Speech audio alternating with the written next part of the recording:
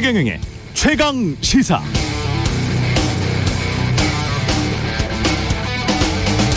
네, 추석 민심은 뭘로 결정될까요? 저는 물가를 유심히 봤습니다. 국산 배추 한 통에 11,000원, 추이자두라는 게 5개에 만원, 홍로사과 5개 만원, 김밥집 모든 김밥 시키려고 하니까 한 줄이 5,500원이더군요. 추석 이후 라면 값도 10% 정도씩 올린다고 합니다. 원유, 가스 다 수입해서 쓰고 식품 자급률은 낮다 보니까 기업들도 더 이상 견디지 못하는 것 같습니다. 내용물을 줄이거나 가격을 올리는 수밖에 없는 거죠. 인건비도 당연히 오르고 있습니다. 이제는 최저 시급보다 약간 더 줘서는 식당, 카페, 편의점 사람 구하기 매우 어렵습니다. 이런 현상은 당연히 무인 점포화를 가속화시킬 겁니다. 우크라이나 전쟁은 계속되고 있고 유럽의 전기요금은 수백 %가 올랐다고 하고, 그래서 견디다 못한 유럽 중앙은행도 이번 연휴 기간 직전 금리를 0.75%포인트 올렸죠. 미국 연준도 지속적 금리 인상을 다시 한번 공언했습니다. 대출 이자는 늘어나고 인플레이션은 잡히지 않고 실질 소득이 감소하면 쓸 돈이 없어진 사람들은 소비를 줄이고 소비 침체는 경기 침체로 이어집니다. 추석 연휴 대통령 지지율 침체에 대한 보도 소식 계속 있었습니다. 예상대로 여전히 대통령 지지율 낮습니다.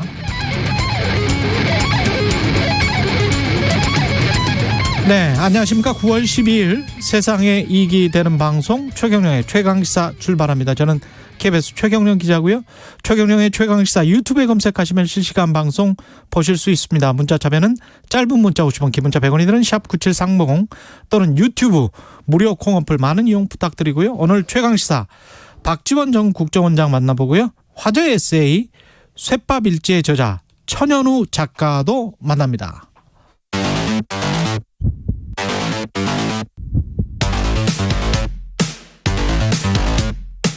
오늘 아침 가장 뜨거운 뉴스 언박싱.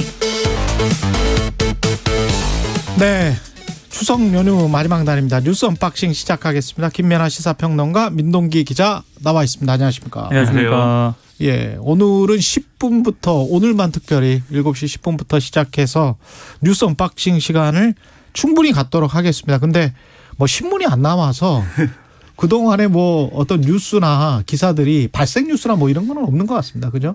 별로 없었습니다. 예. 네. 분석 뉴스가 많았고. 그렇죠. 예. 여러 가지 뉴스들이 뭐 나오긴 나왔는데, 그러니까 신문이 나온다라는 거는 뭔가 그동안 나온 뉴스들이 이렇게 좀 정리가 돼서. 그렇죠. 이게 하루를 정리하면 뭐 이런 거다, 이런 형태로 나와야 되는데, 어떤 일이 있었다, 이런 정도만 있고. 그렇죠. 뭐가 중요한 뉴스고 어떻게 되는 건지 이런 해석들이 좀 신문이 안 나온 상태여가지고. 그렇습니다. 부족한 측면들이 있습니다.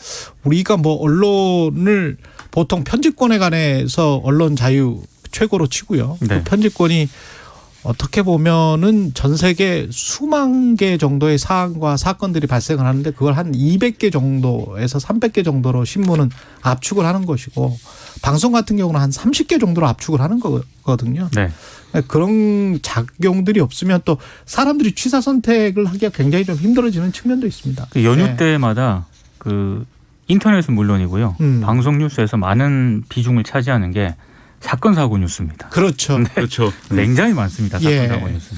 추석 민심 여론조사를 그래서 이제 이럴 때는 보통 여론조사를 많이 하거든요. 네. 예. 그래서 여론조사를 MBC도 했고 SBS도 했는데 SBS가 가장 최근에 어제 나온 여론조사죠? 어제 이제 8시 예. 뉴스에서 보도한 내용인데요. 넥스트 리서치가 SBS 의뢰로 지난 8일부터 9일까지 전국 만 18세 이상 남녀 1,004명을 대상으로 여론조사를 실시했거든요. 여러 가지를 물었는데 그중에서 이제 여권 지지율 위기의 책임이 누구에게 있느냐, 이 질문을 했더니 윤석열 대통령 본인이다가 25.8%로 가장 많았습니다. 권성동 원내대표를 비롯한 이른바 윤핵관이 20.9%, 이준석 대표가 16.4%, 김건희 여사가 14.6% 이런 순으로 나왔거든요. 근데 이게 좀 주목해서 봐야 될 대목이 국민의힘 지지층에게 또 이 지지율 위기 책임에 대한 이걸 따로 좀 뽑았거든요. 누구 책임이냐? 예, 그러니까 이준석 대표가 38.7%로 또 가장 높았고요. 예. 윤핵관이 22.2%, 윤 대통령이 11.8%로 나왔습니다. 그러니까 일반 국민들 여론조사하고 국민의힘 지지층 사이에 약간 좀 인식의 괴리가 있다. 이렇게 좀 판단이 되는 것 같고요. 국민의힘 지지층 사이에서는 잘 모시지 못해서 뭐 이런 생각일까요? 뭐 하여튼 이준석 대표가 지금 지지율 하락에 가장 큰 원인이 있다. 이렇게 생각을 하는 것 같습니다. 근데 일반 국민은 윤 대통령 본인이 25.8%로 가장 높았습니다. 그리고 잘 못한다고 평가한 이유를 또 물었는데 경제와 민생 등의 국정운영 부실이 28.8%로 가장 높았고요. 예. 독선적인 일 처리가 26.5%, 인사 실패가 16.7%로 나타났습니다. 저는 이게 이 다음 대목이 가장 중요하다고 생각을 하는데 정부가 앞으로 그럼 뭘 집중해야 되느냐? 글로벌 경제 위기 대응이 38.7%. 거의 40%예요. 그렇습니다. 그리고 사회 안전망 확충 등 복지 강화가 27.5% 순으로 나왔습니다. 보통은 항상 이게 1등이었거든요. 그렇습니다. 그렇죠. 근데 지금 글로벌 경제 위기 상황에 관해서 사람들이 응답자들이 굉장히 큰 인식을 가지고 있다는 이야기네요. 왜냐하면 제가 직접 제사를 명절 때 지내는데요. 예. 장을 봐야 되지 않습니까? 예. 아, 이번에 정말 살이 좀 떨리더라고요. 아, 제가 오프닝에서도 이야기했지만 네. 자두 5개 제가 10,000원인 거 보고 제가 이게 진짜 무슨 자두지 뭐 좀 크긴 해요. 좀 크긴 합니다만은 네. 그렇다고 자두가 자두지 사과만큼 크겠습니까? 제가 명절 준비하면서 예. 과일을 이렇게 구입을 하면서 예. 정말 손이 부들부들 떨리기는 처음입니다. 저는 이제 뭐 특별히 명절이어서 한 게 없어서 예. 이제 그걸 체감하지는 못했지만 뉴스를 이렇게 보니까 농산물 가격이나 이런 게 특히 많이 올랐고 특히 이제 차례상 준비를 위해서 예년보다 훨씬 이제 많은 돈을 써야 된다. 이런 보도도 이제 줄을 이었기 때문에 이것에 대한 체감 효과가 분명히 있는 것이죠. 예. 그래서 그런 점에서는 이제 민생이라든가 경제라든가 이런 것들에 대해서 우려할 수밖에 없는 국면인데 다만 이제 여당이 이제 어떻게 하면 제대로 잘 것이냐 여기에 대해서 이제 국민들의 생각이라는 게 지금 앞서 얘기한 것처럼 좀 국민의힘 지지층하고 이제 그 외의 부분하고 좀 달라 보여요. 근데 이거는 이제 당연한 거일 수도 있는 게 지금 이제 이준석 전 대표라든가 이 여당의 내용 문제가 어느 정도는 이제 지금 정파화되어 있는 그런 상황 아닙니까? 그래서 민주당 지지층에서 볼 때는 이전까지는 이준석 전 대표를 좀 미워하고 그랬는데 처음에 이제 뭐 이 젊은 대표다 이래서 뭐 보수에 이렇게 뭐 변화의 바람이 뭐 불어닥친다 이랬을 때는 경계하고 좀 미워하고 그랬는데 이게 내용의 어떤 변수가 되다 보니까 오히려 이제 민주당 지지층에서는 이준석 전 대표에 대해서 좀 이렇게 우호적으로 이제 변화한 그런 측면들이 일부 있는 것 같고 그러다 보니까 여론조사에 이제 잡히는 것 같고 국민의힘 지지층에서는 이미 이제 이준석 전 대표를 좀 이렇게 좋아하거나 지지하려는 층은 일부 이제 떠난 거죠. 이미 국민의힘 지지층에서는. 그러다 보니까 이제 이준석 전 대표가 내용의 책임이 크다. 이런 여론이 많이 반영되는 건데. 예. 그 중요한 건 이제 중도층에서 어떻게 판단하느냐 이거 아니겠습니까? 그렇죠. 부동층 내지는 중도층. 예. 이제 부동층 내지는 중도층 여론을 보면은 그래서 양쪽의 입장이 갈리다 보니까 중도층과 이 부동층에서는 지금 여론조사 결과하고 거의 비슷한 이 여론 분포가 나오는 거거든요. 그러니까 답이 나오는 거죠. 앞으로 이제 그 국민의힘 지지층이 중도층하고 그 외의 지지층하고 계속해서 다른 판단을 할 것이 유력하고 앞으로 전당대회 레이스라든가 이런 것에서도 반영이 되지 않겠습니까? 그래서 이런 것들이 여당이 좀 이게 중도를 좀 치고 나가는 그런 게 있어야 되는데 제한적인 요소로 이제 작용이 될 것이 우려가 돼서 그럼 이제 국정 동력을 확보하고 이런 데 있어서는 좀 걸림돌이 되지 않겠는가 걱정되는 대목이죠. 근데 그거를 국정 운영 동력에 바로 이어서 이야기를 할 수 있는지는 잘 모르겠어요. 제가 이제 댓글이나 이런 것들을 유심히 보면 우리가 말하는 어떤 정치 이슈, 정치 현안들 있지 않습니까? 특히 뭐 국민의힘이건 민주당이건 어떤 당 내부의 역학관계. 당 내부 지금 이준석 윤핵관 이게 당 내부의 역학관계잖아요. 그렇죠. 그게 국민의 삶이랑 아무런 관련이 없어요, 사실은. 그리고 그거를 명확하게 인식을 하고 있고 여론조사에서도 보면은 SBS 여론조사에서도 잘못한다라고 평가하는 이유가 경제와 민생 등의 국정 운영 부실, 경제와 민생이거든요. 그게 첫 번째고 두 번째가 독선적인 일 처리, 인사 실패, 뭐 이렇게 되거든요. 이게 네. 두 개가 세 개가 합치면 한 70% 정도 그렇죠. 되는데 독선적인 일처리라는 것에 어떤 뉘앙스가 묻어져 있는지는 모르겠지만 전반적으로 먹고 사는 문제에 집중한단 말이죠. 그리고 앞으로 가장 집중해야 될 분야도 글로벌 경제위기 대응이에요. 네.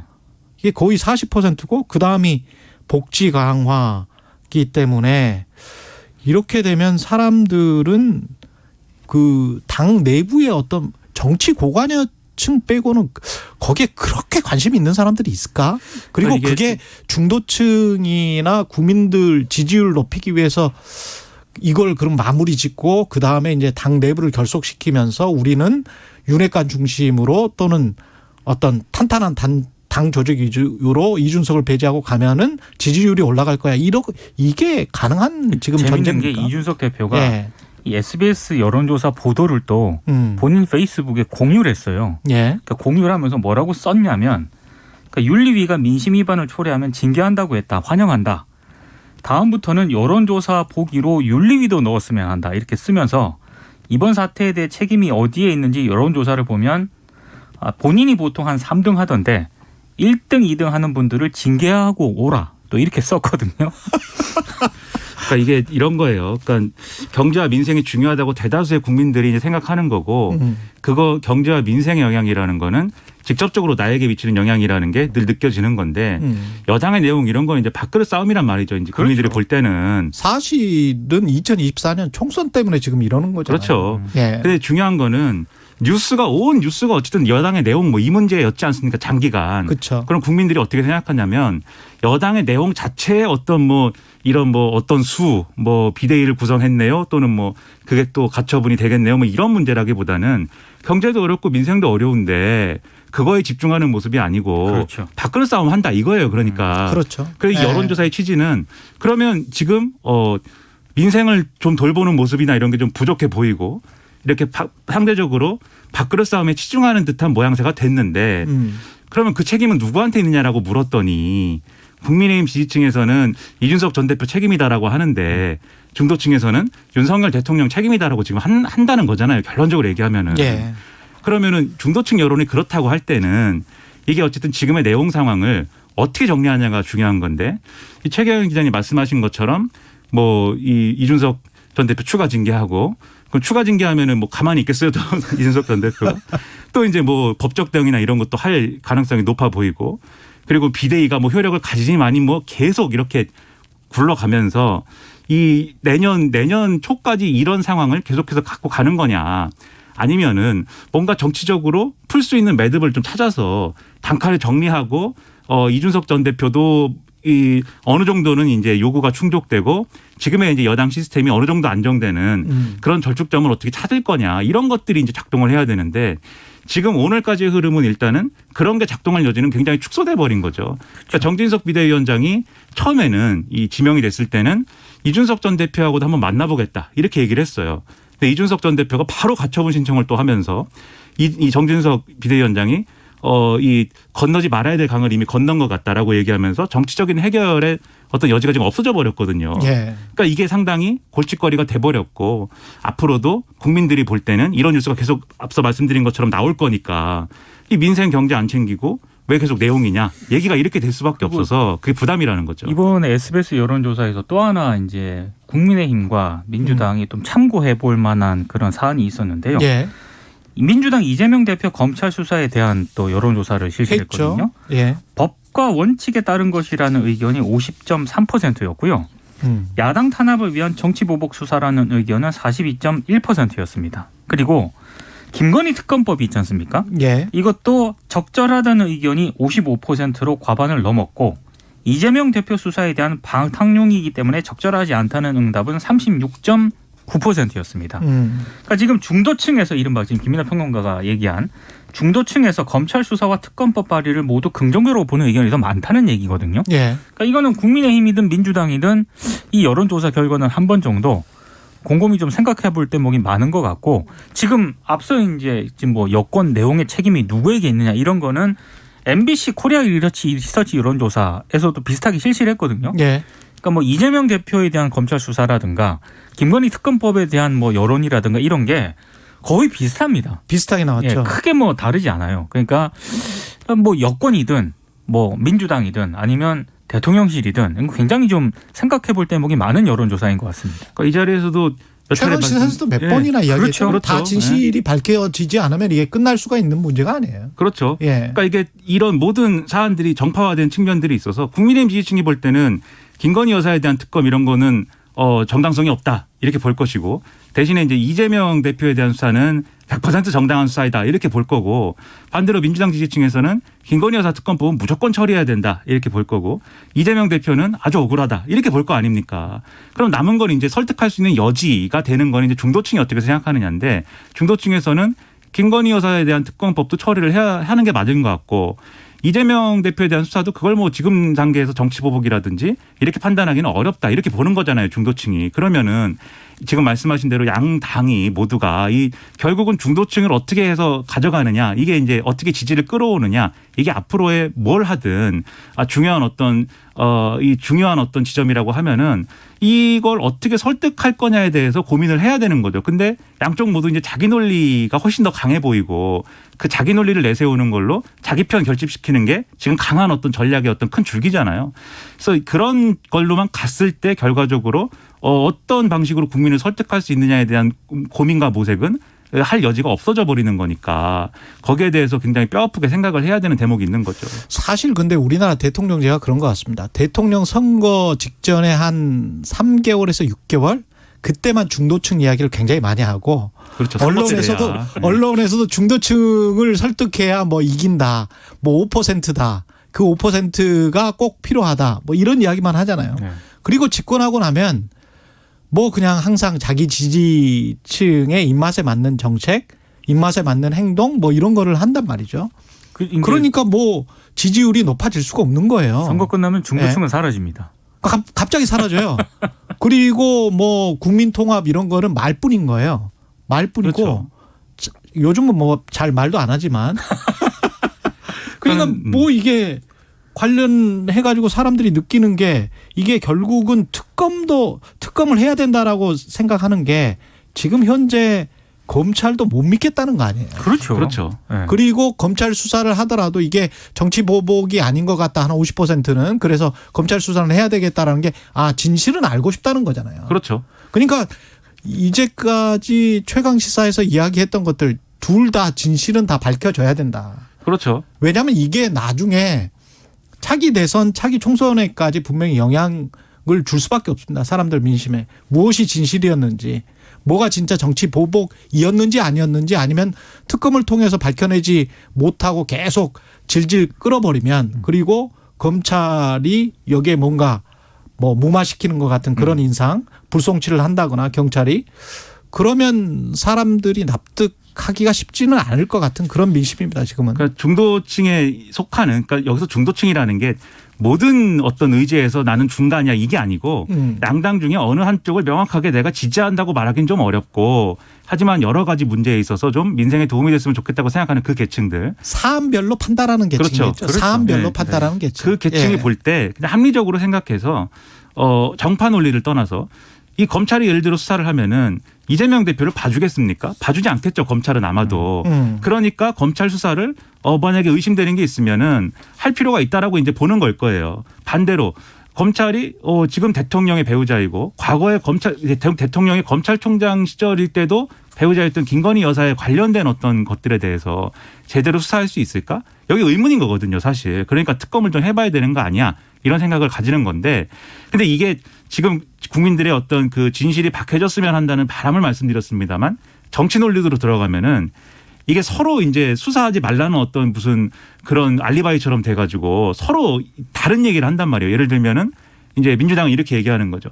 이재명 대표에 대한 수사 소식이 이제 앞으로 계속 나올 건데 뭐 소환을 검토하고 있다, 뭐 수사를 진행 중인데 이런 내용이다, 막 언론에 흘리고 이런 것들이 나올 텐데 그러면 그때마다 왜 이재명 대표만 수사하고 김건희 여사는 특검도 안 받고 수사하지 않습니까? 라고 하면서 결론은 김건희 여사 수사 안 할 거면 우리도 이렇게 하면 안 된다. 뭐 이런 분위기를 만들어 갈 것이고 국민의힘도 이재명 대표는 계속 이렇게 이 죄를 지은 것이 분명한데 수사를 거부하면서 그거 물타기 하려고 지금 김건희 특검법 갖고 와서 이렇게 얘기하는 거 아니야. 우리는 특검 못 받아. 이러면서 계속 또 그렇게 갈 것이고 서로 마치 적대적 공생처럼 이렇게 가는 그림처럼 될 가능성이 높은데 근데 그렇게 해서는 이 국민들이 갖고 있는 의구심이나 또 진실을 확인하는 것이 중요하다고 얘기하는 언론의 어떤 그런 목소리나 다 받아들여지지 않는 거죠, 정치권에서는. 그래서 그렇게 하지 말고 서로 이제 그러면은 우리도 그럼 받을 테니까 당신들도 진실을 밝히기 위해서 협조해라. 이런 분위기로 가야 되거든요. 그래서 제가 볼 때 만약에 윤석열 대통령과 그다음에 국민의힘이 전향적으로 김건희 특검법에 대해서 수용한다.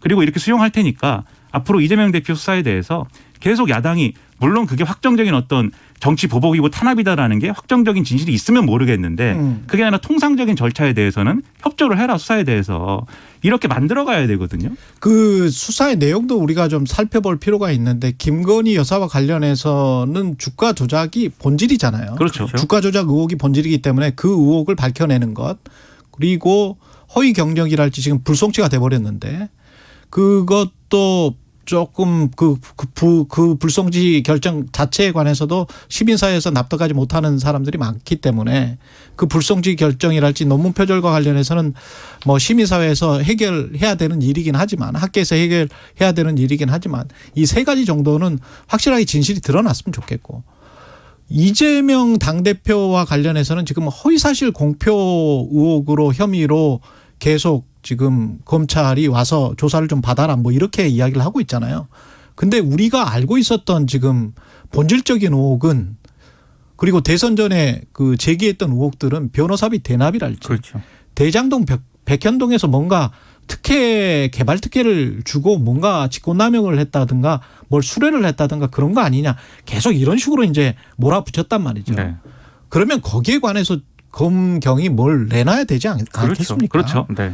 안 그러면은 또 이것도 정치 보복 수사처럼 보이게 될 수가 있어요. 그러니까 그 본질적인 사건들에 관해서 본인들이 주장했던 것들 있잖아요. 여야가 스스로 그런 것들을 주장을 했지 않습니까? 그러면 특히 또 김건희 여사 같은 경우는 검경이 지금 약간 꺼리고 있는 것 같기 때문에 검경에서 확인을 해주지 않으면 특검으로 갈 수밖에 없다는 것 본인들의 정치적 중립성이나 독립성을 해칠 수 있다는 것 그걸 염두에 두고 본인들이 열심히 그러니까 뛰어야 돼요. 이번 SBS 여론조사가 네. 저는 여러 가지를 좀 내포하고 있다고 보는데 아까 그 여권 지지율 위기 책임 있지 않습니까? 누구에게 있느냐? 많은 언론들이 이제 이걸 SBS 보도를 받으면서 윤석열 대통령에게 있다. 이게 1위로 나왔다를 많이 주목을 했는데 4위가 김건희 여사거든요. 근데 14.6%입니다. 굉장히 많은 수치라고 생각을 해요. 이 부분에 대해서도 좀 굉장히 유의미한 측면이 있다라고 보고 아까 최경영 기자도 말씀을 하셨지만 사실 검찰 같은 경우에도 이재명 민주당 대표와 관련해서 뭐 대장동이라든가 뭐 백현동이라든가 뭐 변호사비 대납이라든가 이런 부분에 있어서 어떤 뭐 증거라든가 뭐 증언이라든가 이걸 확보해 가지고 검찰에 출석을 하라 뭐 이렇게 요구를 했다면은 그렇죠. 상당히 좀 뭐 여러 가지로 검찰도 비난을 덜 받았을 텐데 판세가 지금 민심이 확 바뀌죠. 지금 생각을 해보면 이 부분에 있어서는 제가 봤을 때 추정이긴 합니다만 아직은 부를 만큼은 수사가 진전이 안 된 것 아니냐. 그래서 허위사실 공표 혐의로 추석 전에 이렇게 좀 강하게 푸시를 했던 것 아니냐. 이런 부분 이렇게 저는 가면은 조금 곤란하다고 생각을 하거든요. 그 대목은 제가 볼 때는 그런 측면도 있을 텐데 또 시효 문제도 있는 거죠. 9월 9일? 네, 그렇죠. 9일까지가 시효였기 네. 때문에 선거법 위반은 일단은 끝내야 되는 건데 다만 이런 부분이 있습니다. 제가 볼 때 이제 이재명 대표가 그 선거 기간에 했던 발언이나 이런 것들 전문이나 이런 걸 봤을 때는 이게 이제 그 말만 놓고 봤을 때는 이게 자기가 이제 거짓말을 하기로 작정을 하고 이제 허위 사실을 얘기한 것인지 아니면 어떤 착각이라든가 뭐 이런 오인에 의해서 그걸 스스로 믿어서 이제 얘기한 것인지 그 발언만으로는 알 수 없는 것이기 때문에 그 알 수 없는 내용이에요. 그 전문을 보면은. 그래서 배경이나 이런 것들을 실제로 이제 수사를 해야 되는 건데 지금 검찰이 기소한 논리는 그런 거잖아요. 결국은. 김문기 전 처장을 이전부터 알았는데 그 선거 기간에 특별히 성남시장 할 때는 몰랐다라고 얘기한 거에 이게 이제 의도된 거짓말이다. 라는 게 이제 검찰의 시각인 거거든요. 그러니까 기소를 한 거겠죠. 그렇죠. 왜냐하면 그냥 그런 게 아니면은 이제 그렇죠. 무죄가 나올 가능성이 무죄가 나올 가능성이 분명히 있는 거에 대해서 쉽게 기소하기 어려웠을 테니까. 근데 이후에 이제 본류 수사가 예정이 돼 있다라는 걸 전제를 해보면 즉 본류 수사라는 거는 대장동 개발과 관련된 배임이라든가 이런 것들을 따져 본다라는 게 전제가 돼 있다고 하면은 그 골인을 할지는 모르는 거지만 적어도 미드필더한테 공이 가긴 해야 되는 거 아닙니까? 그러니까 김문기 전 처장을 왜 모른다고 한 거지? 라는 거에 대한 배경은 이게 그 당시에 김문기 전 처장이 대장동 개발이나 이런 것과 관련돼서 어떤 역할을 했고 이재명 대표는 그거를 선거 기간 동안에 뭔가 숨기고 싶은 어떤 맥락 속에 그게 있다고 생각을 해서 그래서 일부러 감춘 거 아니냐. 이게 검찰의 시각인 거예요. 그렇죠. 그러면 자연스럽게 이 허위사실 공표 기소 이후에 수사의 방향은 당연히 이제 본류로 가야 될 수밖에 없는 지금 국면이 된 거죠. 근데 아까도 말씀드렸듯이 뒤집어 얘기하면은 미드필더한테 공이 갔다고 해서 골인이 되는 건 또 아닙니다. 그래서 요거를 또 증명해야 되는 게 이제 필요한데 만약에 그래서 대장동 개발이나 이런 데서 혐의를 입증하지 못하면 이 허위사실 공표의 문제에 기소한 것도 결국은 재판에 가서는 불리하게 될 수밖에 없는 사정이 검찰에는 지금 놓여져 있는 거죠. 그러니까 서로가 지금 부메랑이 되고 있는데 윤석열 대통령도 허위사실 공표 의혹을 받고 있잖아요. 뉴스타파 그렇죠. 보도 때문에. 근데 본질은 뭐였습니까?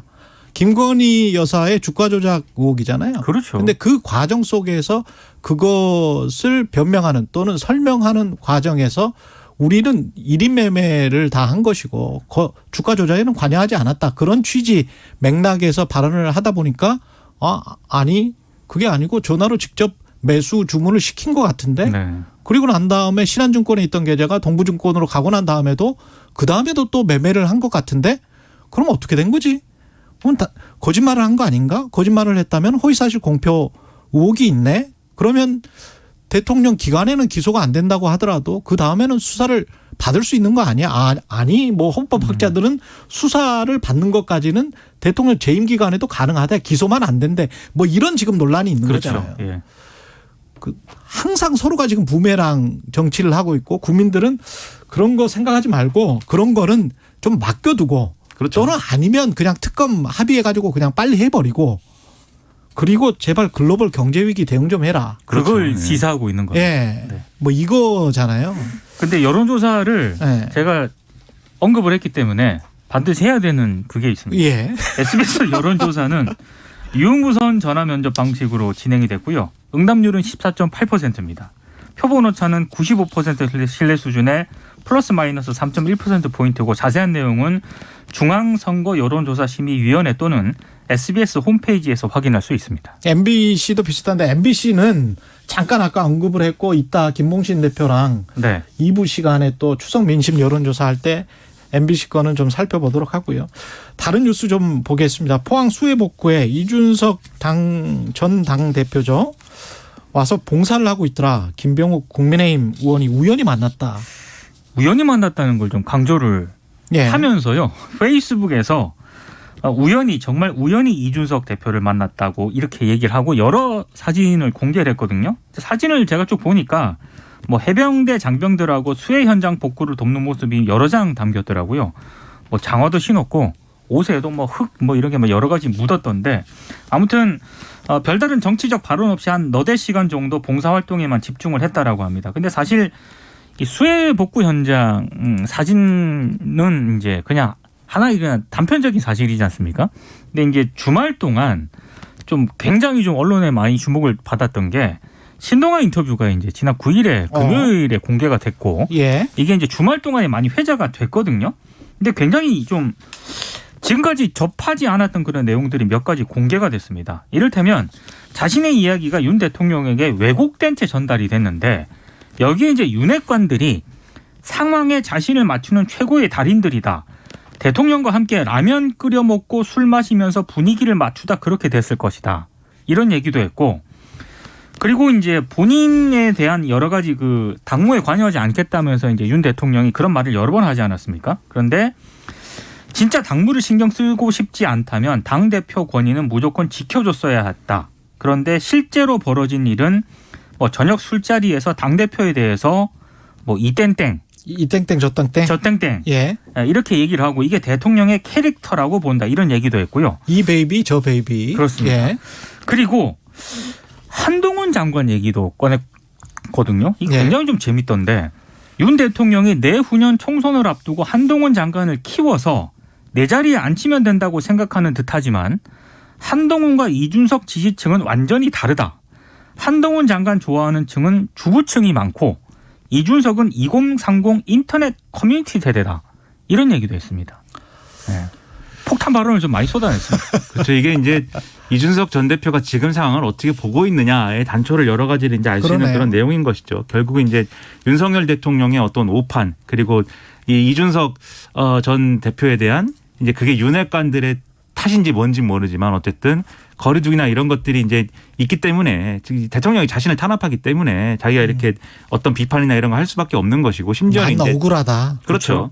그리고 심지어는 이제 한동훈 장관이 이게 한동훈 장관이 나이가 젊지 않습니까? 그리고 이제 검사 경력을 일찍 사실 여러 그렇죠. 사건들로 일찍 이제 끝낸 것이고 법무부 장관이 된 건데 이 장관직을 뭐 5년 내내 하기는 어려울 것이고 중간에 어쨌든 선이 있을 거잖아요. 어느 선에서 내려올 건데 예. 그 이후에 그러면 이제 공직과 뭐 이런 것에 있어서 뭐 이렇게 다 털고 떠날 것이냐 정계 입문의 가능성이 상당히 높다라고 다들 보는 거죠. 그게 뭐 총선이 되겠죠. 네. 그렇죠. 그리고 아마도. 그렇죠. 그리고 그 정계 입문의 기회가 이 정권의 마지막에 가서는 일종의 뭐 여당 대표라든지 또는 뭐 아니면 지금 여론조사에서 좀 제가 볼 때는 이 정권 초에 좀 설레발이 크다고 보는데 한동훈 장관이 뭐 이 지금 보수권에 이제 뭐 이 대권주자 1등이다 막 이렇게 하는 거 있지 않습니까? 네. 근데 황태자 뭐 이렇게 해가지고 나중에 대통령 된 사람이 있었어요? 이제 그러니까 그런 게 없죠 가능성이 사실. 없습니다. 오히려 이렇게 나오면은 지금 한동훈 장관이 받는 지지율의 상당 부분은 윤석열 정권이기 때문에 윤석열 정권에 대한 기본적인 그 본 바탕에 이제 정권이 들어선 지 얼마 안 돼 가지고 긍정적으로 평가하고 싶은 마음들이 있으니까 보수층 내에 그런 것들이 반영되는 구조인데 정권 후반에 가면은 그렇지 않을 거 아닙니까? 정권 그렇죠. 후반에 가면 어떤 정권이든지 인기가 떨어지고 그것이 사실 초기에 인기를 얻었던 그리고 대통령과 가까운 대권 주자한테는 그게 어렵게 작용을 하거든요. 그래서 이제 끝까지 갈지는 알 수 없는 것이지만 어쨌든 그런데 결과적으로 이 여권 내에 어떤 중요 변수 중에 하나가 되기는 할 거다. 그렇다고 하면은 이준석 전 대표가 비운 자리를 이제 한동훈 어떤 정치인 은 치고 들어올 가능성이 높다라고 이제 보는 거죠. 지금 이준석 전 대표는. 그렇죠. 근데 이제 과연 그렇게 될 거냐는 뭐 두고 봐야겠지만 오히려 이런 국민의힘의 중진 의원들은 뭐 가만히 있을까요? 그러니까 말이죠. 그분들도 자기 정치 할 텐데. 이제. 그렇죠. 근데 이제 예. 이준석 전 대표의 이런 지금 인식이 역으로 보여주는 게 그만큼 지금 고립이 돼 있는 거예요. 아무도 이준석 전 대표 편에 서고 있지 않는 그림이 돼버린 거죠. 보수층 내에서는. 그래서 이 인터뷰가 여러 가지 재밌는 이런 요소들이 많지만 이준석 전 대표 상당히 외로운 처지다라는 걸 보여주는 거고 그리고 포항에서 이제 뭐 이렇게 봉사활동하고 이런 것 우연히 사진을 찍혔는데 예. 뭐 세상 일 뭐 우연 같은 필연도 있는 거고 필연 같은 우연도 있는 거죠. 네, 그래서 우연이라기보다는 예. 거기 가면 찍힐 것을 모르진 않았을 것이다. 네, 그래서 그걸 통해서 또 보여주고 싶은 게 있는 거예요. 이준석 전 대표 계속 어쨌든 뭐 당연히 이제 수해 피해가 크니까 포항에 가서 봉사활동을 하지 그럼 어디 가서 하느냐라고 하겠지만 결국 이게 대구 경북 지역의 어떤 터치 아니냐 이렇게 지금 읽히는 거거든요. 결국은 그러니까 보수 진영 내에서 윤석열 대통령하고 리더십에 있어서 각을 세우면서도 여전히 보수 진영에 뭔가 발을 딛고 있어야 되는 어떤 처지라는 게 일련의 어떤 이런 메시지들을 통해서 나타나고 있는 거죠 지금. 예, 뉴스 언박싱 민동기 기자 김민하 평론가와 함께하고 있는데요. 추석 연휴 마지막 날입니다. 날씨와 교통 상황 듣고 다시 돌아오겠습니다. 최강시사 날씨 정보입니다. 지금 전남과 제주도에 비가 오는 곳이 있습니다. 비 오는 지역이 더 확대되면서 오늘 강원 중남부 지역은 오전까지 가끔 비가 내리겠고요. 충청도와 남부지방 제주도는 내일까지 비가 내리다 그치기를 반복하겠습니다. 또 내륙과 강원 산지는 오전까지 안개가 짙게 끼는 곳이 있어서 귀경길 안전에 유의하셔야겠습니다. 한낮 기온은 서울 28도, 부산 제주 26도, 광주 대구 25도 등으로 서울 등 중북부 지방은 어제보다 기온이 2도 정도 올라서 다소 덥겠고요. 비가 오는 지역은 어제보다 기온이 떨어질 전망입니다. 일상으로 돌아가는 내일도 전국이 흐린 가운데 충청 이남 지방 곳곳에 가끔 비가 오겠습니다. 현재 서울의 기온은 20.5도입니다. 최강시사 날씨정보 송소진입니다. 이어서 이 시각 교통 상황을 KBS 교통정보센터 이승미 씨가 전해드립니다. 네, 이 시각 교통 상황입니다. 연휴 마지막 날이라 고속도로 귀경 방향으로 혼잡 시작할 것으로 예상이 되는데요. 본격적인 정체 오전 10시쯤 시작될 것으로 보입니다. 지금 대부분의 고속도로 상황이 좋아서 부산에서 서울까지 4시간 40분 걸리고요. 대구에서 서울까지는 3시간 30분, 목포에서 서울까지는 3시간 50분 정도 소요 예상되고 있습니다. 이 시간 유일하게 밀리는 곳입니다. 천안 논산고속도로 천안 방향으로 정안휴게소에서 차량터널까지 밀립니다. KBS 교통정보센터였습니다. 공정, 공익, 그리고 균형. 한 발짝 더 들어간다. 세상에 이익이 되는 방송. 최경영의 최강시사. 네, 뉴스 언박싱 계속 이어가겠습니다. 민동기 기자, 김민아 평론가와 함께하고 있습니다. 윤석열 대통령은 엘리자베스 2세 여왕의 장례식장 참석하기로 했습니다. 19일에 이제 참석할 예정인데요. 원래 이달 중순 미국 뉴욕에서 열리는 유엔 총회에 참석할 예정이었거든요. 근데 앞서서 먼저 영국을 방문을 해서 이제 이렇게 이동을 할 것 같습니다. 엘리자베스 2세 여왕의 장례식은 19일 오전 11시 현지 시간으로 웨스트민스터 사원에서 국장으로 엄수가 되고요. 이번 장례식 참석으로 윤 대통령과 이번에 왕위를 계승한 찰스 3세 국왕이 있지 않습니까? 만남도 이뤄질 것으로 보입니다. 앞서 조 바이든 미국 대통령 등도 엘리자베스 2세 장례식에 참석 의사를 밝혔습니다. 그러니까 이게 엘리자베스 2세 여왕 장례식이라는 게 오늘 보니까는 어떤 신문 기사는 제목을 그렇게 썼더라고요. 이게 글로벌 어떤 추모에 또 장이 섰다 뭐 이렇게 썼던데. 아우, 장이 섰다는 표현은 이상하네. 그렇죠. 좀 이게 예의에 맞지 않는 표현인데. 그렇죠. 그러니까는 이 연휴 기간에 신문 제목을 뽑다 보니까 예. 그렇게 나온 모양인데.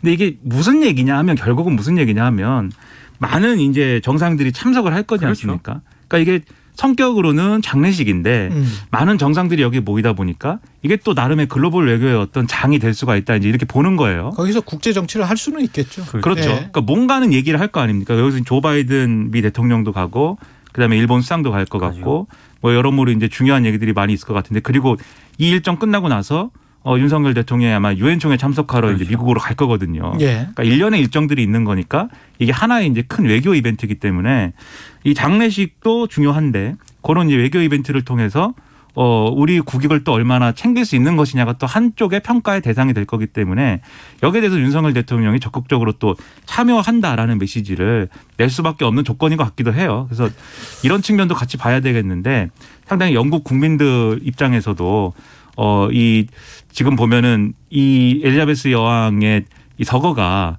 여러 가지 의미로 지금 받아들여질 것 같거든요. 영국 내에서는 뭐 그 여론을 보니까 지금 입헌군주제잖아요, 영국이. 예.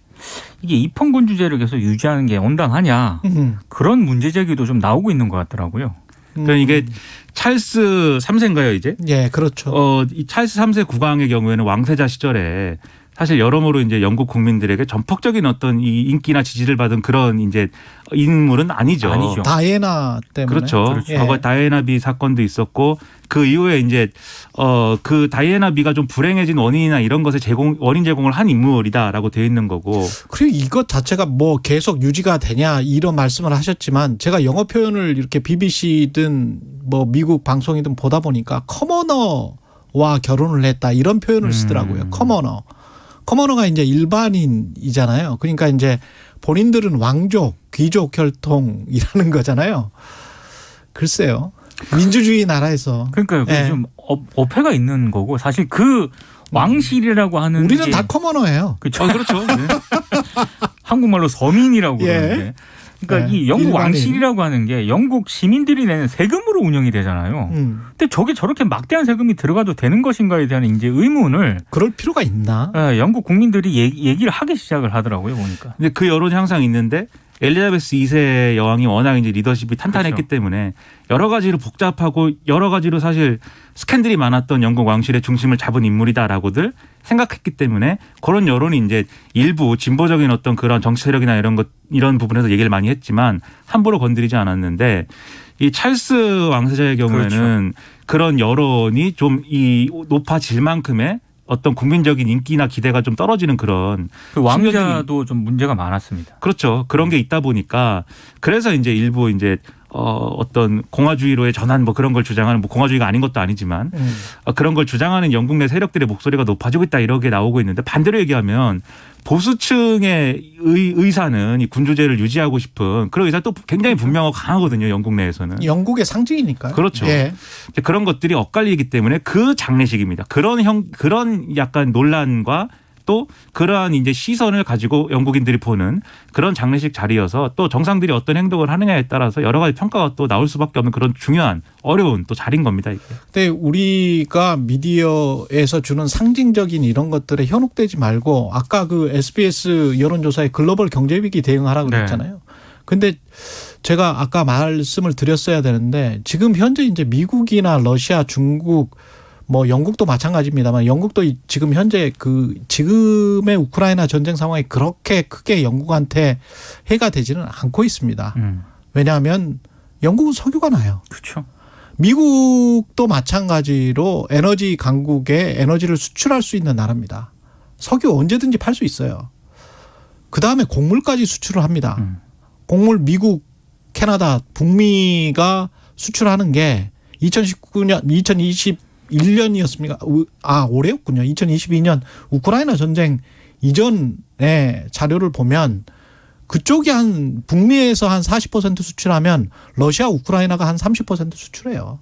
전체를 100으로 놓고 봤을 때는. 그러면 에너지 저쪽 유럽에서 힘드니까 미국 가스 쓰죠. 중동 가스도 쓰겠지만 그다음에 곡물, 밀 또 북미에서 또 갖다 쓰죠. 그렇죠. 매뉴팩처링 우리 입장에서는 뒤통수 맞은 것처럼 지금 반도체도 그렇고 자동차도 그렇고 현지에서 전기차 해야만 2024년 뭐 이렇게 돼 있잖아요. 2024년에 우리는 거기에 겨우 공장 짓는다고 그렇죠. 하는데 그러면 보조금도 그 1,000만 원 가까이씩 준다는 거 아닙니까? 네. 그럼 매니팩처링도 가져가겠다. 달러는 이미 패권국이 돼 있고요. 오랫동안. 그러면 달러 패권국에 이럴 때 글로벌 경기 불황일 때 미국으로 다 돌리는 거를 돌아오는 거를 달러 스마일이라고 하잖아요. 그럼 그렇죠. 미국 입장에서는 사실은 지금 달러 스마일이죠. 곡물 스마일입니다. 식품 스마일이에요. 에너지 스마일이죠. 지금 매뉴팩처링까지 다 스마일 하겠다는 겁니다. 4개를 다 먹겠다는 거예요. 스마일 USA네. 예, 스마일 USA가 되는 야, 겁니다, 지금. 참. 이게 지금 유심히 봐야 돼요. 그 이익이 어디에 있고 어떤 식으로 인도나 터키나 이스라엘, 미국의 가장 그 우방 국가 중에 하나인 이스라엘이 그리고 중동과 대립하고 있는 우리랑 가장 비슷하잖아요. 어떻게 행동을 하고 있는지. 왜 러시아 제재에 동참을 하고 사인을 안 했는지. 이런 것들을 유심히 봐야 되고 그게 글로벌 경제 위기 대응입니다. 그래서 미국 편 들은 게 무조건 우리 국익은 아니에요. 친미는 해야죠. 하지만 뭐 적당하게 친중도 해야 된다. 그러니까 이 자리에서 예. 여러 번 말씀드렸습니다마는 그러니까는 방향은 친미적으로 갈 수밖에 없는 우리 지정학적 구조에 있는 것은 부정할 수 없다. 그렇죠. 그리고 전 세계적으로 예를 들면 이렇게 편이 쭉 갈릴 때 어느 편에 설 거야라고 할 때 미국 편이 아니야라고 물었을 때 미국 편이야라고 답할 수밖에 없는 처지이긴 하죠. 그렇긴 하죠. 그러나 네. 다른 동맹국들, 미국의 다른 동맹국들하고 발을 맞춰가면서 견눈질하면서 이제 가는 것이지. 그렇죠. 우리가 머리띠 두르고 미국을 앞서가지고 우리가 한번 미국보다 더 미국 같은 어떤 그런 외교 전략으로 가겠습니다라고 했을 때는 오히려 그것에 투입한 자원만큼이 얻을 수 있는 어떤 그런 공간은 없다. 라는 게 최근 구조에서 쭉 이제 보여지는 건데 그렇기 때문에 외교 전략이나 이런 것들이 이제 중요하다고 여러 번 이제 이 자리에서 말씀드린 거죠. 근데 이제 전기차 보조금이나 이런 문제는 결국은 제가 뭐 이런 뉴스나 이런 걸 보면은 미국에서 법을 바꿔야 되는데 그게 이제 미국은 지금 또 이 법을 어떻게 할 것이냐는 이미 완전히 또 양쪽에서 이제 꽉 짜여진 그런 상황이어서 그렇죠. 법 지금 바꿀 수 있는 구조도 아니고 중간 선거도 앞두고 있고 그러다 보니까 그 파고들 여지는 지금 없다. 그래서 어떤 언론은 뭐 각자 도생으로 결국 가는 거 아니냐. 아니 그렇게 퍼줬고 그렇게 해줬으면은 통화 수합이라도 해야 된다고 그렇죠. 했잖아요. 제가 그렇죠. 누차 이야기를 했고 그러니까 그거 저만 이야기했습니까? 한미 동맹 집권여당의 뭐 정책위 의장도 이야기를 했고. 한미 동맹은 한미 동맹이고 예, 계산은 좀 정확히 해야 되는데 그렇습니다. 그러니까 우리 인플레이션 정부가 과연 계산을 정확하게 하고 있는지에 대해서는 조금 의문이 든다는 그러니까 거죠. 인플레이션 감축법 밖의 영역에서라도 우리가 해오는 게 이제 있어야 된다. 그러기 위해서라도 이번에 이제 글로벌 외교의 또 다른 어떤 이 순방에 나서는 거니까 그런 데 있어서 성과를 기대할 수 있는 그런 것들을 얘기해 줬으면 좋겠다라는 거죠. 달러 스마일이면 원화도 좀 스마일 되는 게 동맹 아니겠습니까? 좀 같이 웃읍시다. 그렇죠. 환율이 무섭고 금리가 무섭고. 아니 좀 많이 나오면 더치페이를 해야 되는 게 맞는 거 아니겠습니까? 예, 그렇습니다. 네. 예, 더치페이. 예, 함께 더치페이. 여기까지 들을까요? 아니면 뭐 조금 소식 하나만 더? 청와대 관리 공무원 과도한 노동 시달려 소식이 하나 있고요. 민주당 장영하 변호사에 관해서 민주당이 법적 절차를 진행하기로 했다. 이 소식이 있는데 요 장영하 변호사 이야기만 잠깐 하고 55분 20초에 마무리해야 되니까. 그러니까 네. 장영하 변호사 같은 경우에는 국제마피아파 행동대원 박철민 씨의 법률 대리인으로 활동을 했고요. 지난 대선 기간 이재명 민주당 대표가 이 국제마피아파로부터 돈다발을 받았다 이렇게 주장을 하지 않았습니까? 예. 그래서 허위사실 공표 혐의로 고발이 됐는데 검찰이 무혐의 처분을 했습니다. 그래서 민주당이 이거는 좀 문제가 있다라고 판단을 해서 상당히 좀 법적 책임을 묻겠다라는 입장을 이제 김의겸 민주당 대변인이 서면 브리핑을 통해 밝힌 그런 상황입니다. 장영하 변호사도 정치권 인사라고 보는 거죠. 수사기관은. 그러니까 그렇죠. 칼끝이 묻어지는 거 아니겠습니까? 노래 듣고 갔어야 되는데 여기까지 하겠습니다. 우리 함께 투명 페트병 분리배출 해볼까요? 투명 페트병을 분리해 유색 페트병과 구분해 공동주택뿐만 아니라 단독 주택까지 함께해 내용물을 깨끗하게 비우고 라벨 떼고 압축해 뚜껑 닫고 공동단독 투명 페트 별도 배출 유색 투명 구분해서 분리 배출 투명 페트병 분리 배출 함께해요. 이 캠페인은 환경부와 한국환경공단이 함께합니다. 잊혀져서는 안 될 사건이에요. 이게 전대미문의 사건이고 한 명도 아니고 5명이. 2022 KBS 연중기획 기억을 기록하다. 당신은 개구리 소년이 아니었죠. 그냥 5 어린이 실종 이렇게 트럭을 타고 다니면서 전국을 3년 10개월 동안 찾아다녔습니다. 담배를 3갑 4갑 아침에 일어나서는 식사보다는 소주병을 먼저 찾게 되고 날이 갈수록 초조하고 그러니까 분들이 이제 수면제를 이렇게 복용을 하게 되는데 어느 날 이렇게 창가에 비춰서 보니까 얼굴색이 하얗게 이분들을 어떻게 도와서 빨리 좀 찾았으면 좋겠다. 언젠가 살아서 만나지 않을까 그랬는데 시신이 발견되고 나서는 뭐 하늘이 무너지는 것 같죠. 2001년에 철원이 아버지가 이제 그 암으로 돌아가시고 또 올해 명기 아버지가 병환으로 돌아가셨습니다. 이분들이 그 잃어버린 30년 동안 얼마나 힘들겠어요. 범인을 꼭 잡아서 아이들의 원혼을 풀어주겠다라고 제가 이렇게 약속을 했는데 사인 규명조차도 못하고 그게 제일 가슴 아프고 궁금할 따름입니다. 전국 미아 실종가족 찾기 시민의 모임 나주봉 회장은 기억합니다. 30여 년 전 대한민국을 뒤흔든 개구리 소년 사건. 아이들의 부모와 운명처럼 만난 나 회장은 이후 사람을 찾는 사람이 됐습니다. 아이들 모두 그토록 바랬던 무사 귀환은 아니었지만 마지막으로 죽음의 이유를 찾을 거라는 희망의 끝만은 놓지 않고 있습니다. 당신과 대한민국의 기억, KBS가 기록합니다.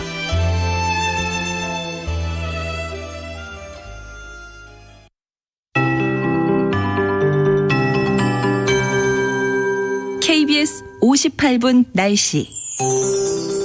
추석 연휴 마지막 날인 오늘은 날씨로 인한 불편이 있는 지역이 있겠습니다. 비 소식이 있는데요. 강원 중남부는 오전까지 5mm 안팎의 비가 조금 내리겠고 충청도와 남부지방 제주도는 내일까지 비가 내리다 그치기를 반복하겠습니다.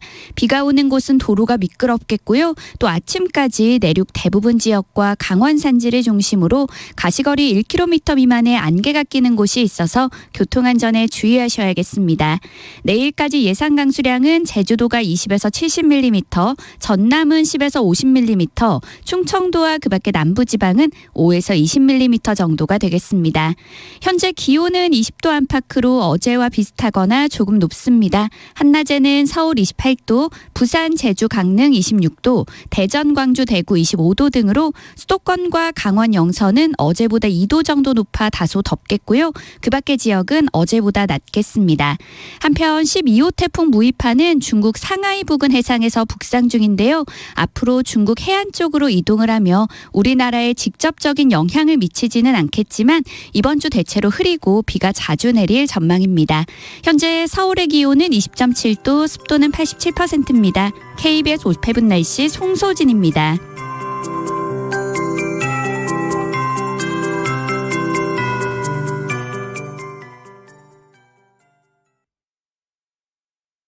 정성을 다하는 국민의 방송 KBS가 8시를 알려드립니다.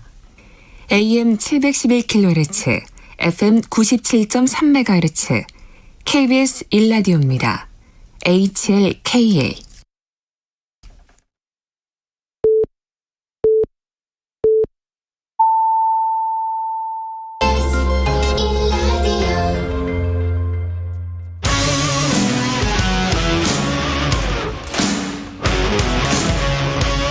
오늘 하루 이슈의 중심 최경영의 최강 시사.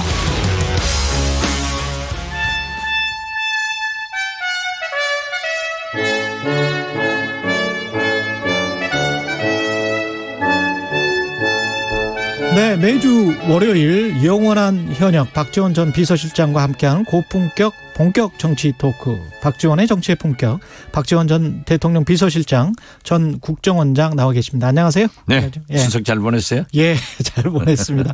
예, 원장님도 잘 보내셨죠? 예. 예, 서울에 계셨고요. 서울에 쭉 있었는데. 예, 좀 쉬셨겠습니다. 엘리자베스 2세 여왕이 돌아가셔서 참 1999년도 김대중 대통령 초청으로 최초로 영국 여왕이 방한을 했어요.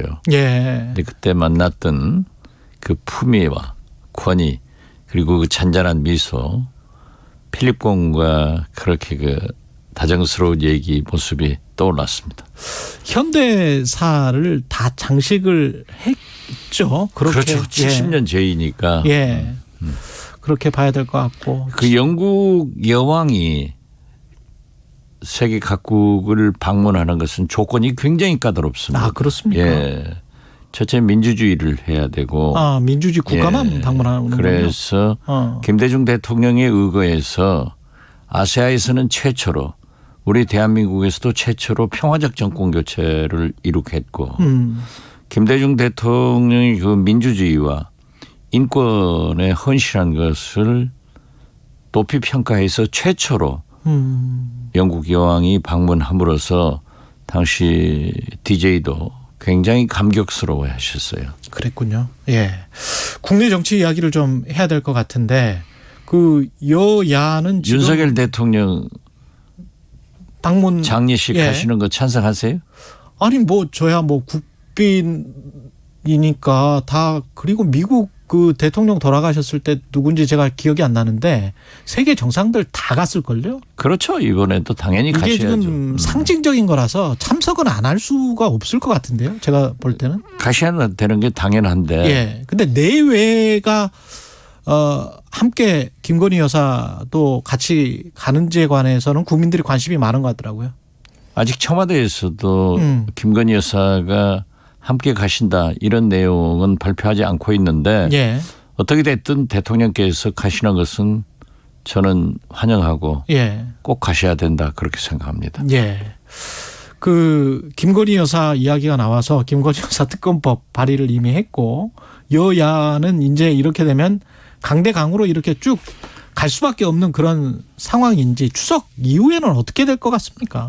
글쎄 이번에 이렇게 보면은 김건희 여사 특검도 55% 정도 찬성하고 이재명 대표의 기소 수사도 50.3%인가 찬성을 하더라고요. 예.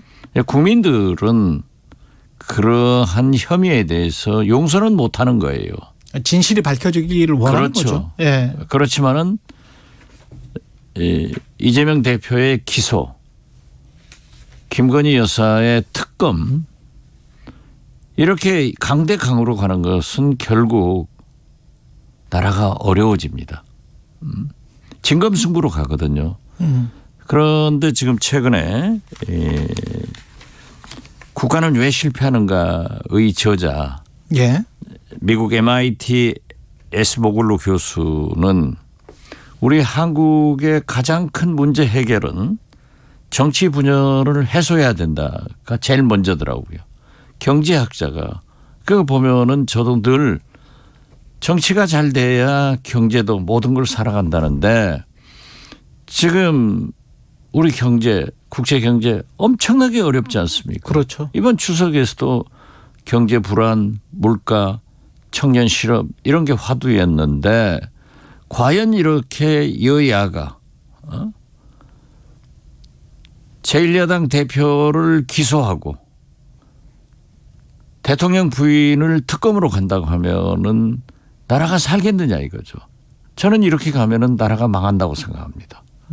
그래서 저는 여야가 진검승부를 할 게 아니라 빨리 여야 영수회담을 통해서 가령 쌍특검으로 거기다 맡기고 그냥 우리는 정치와 민생만 논의하자. 그렇죠.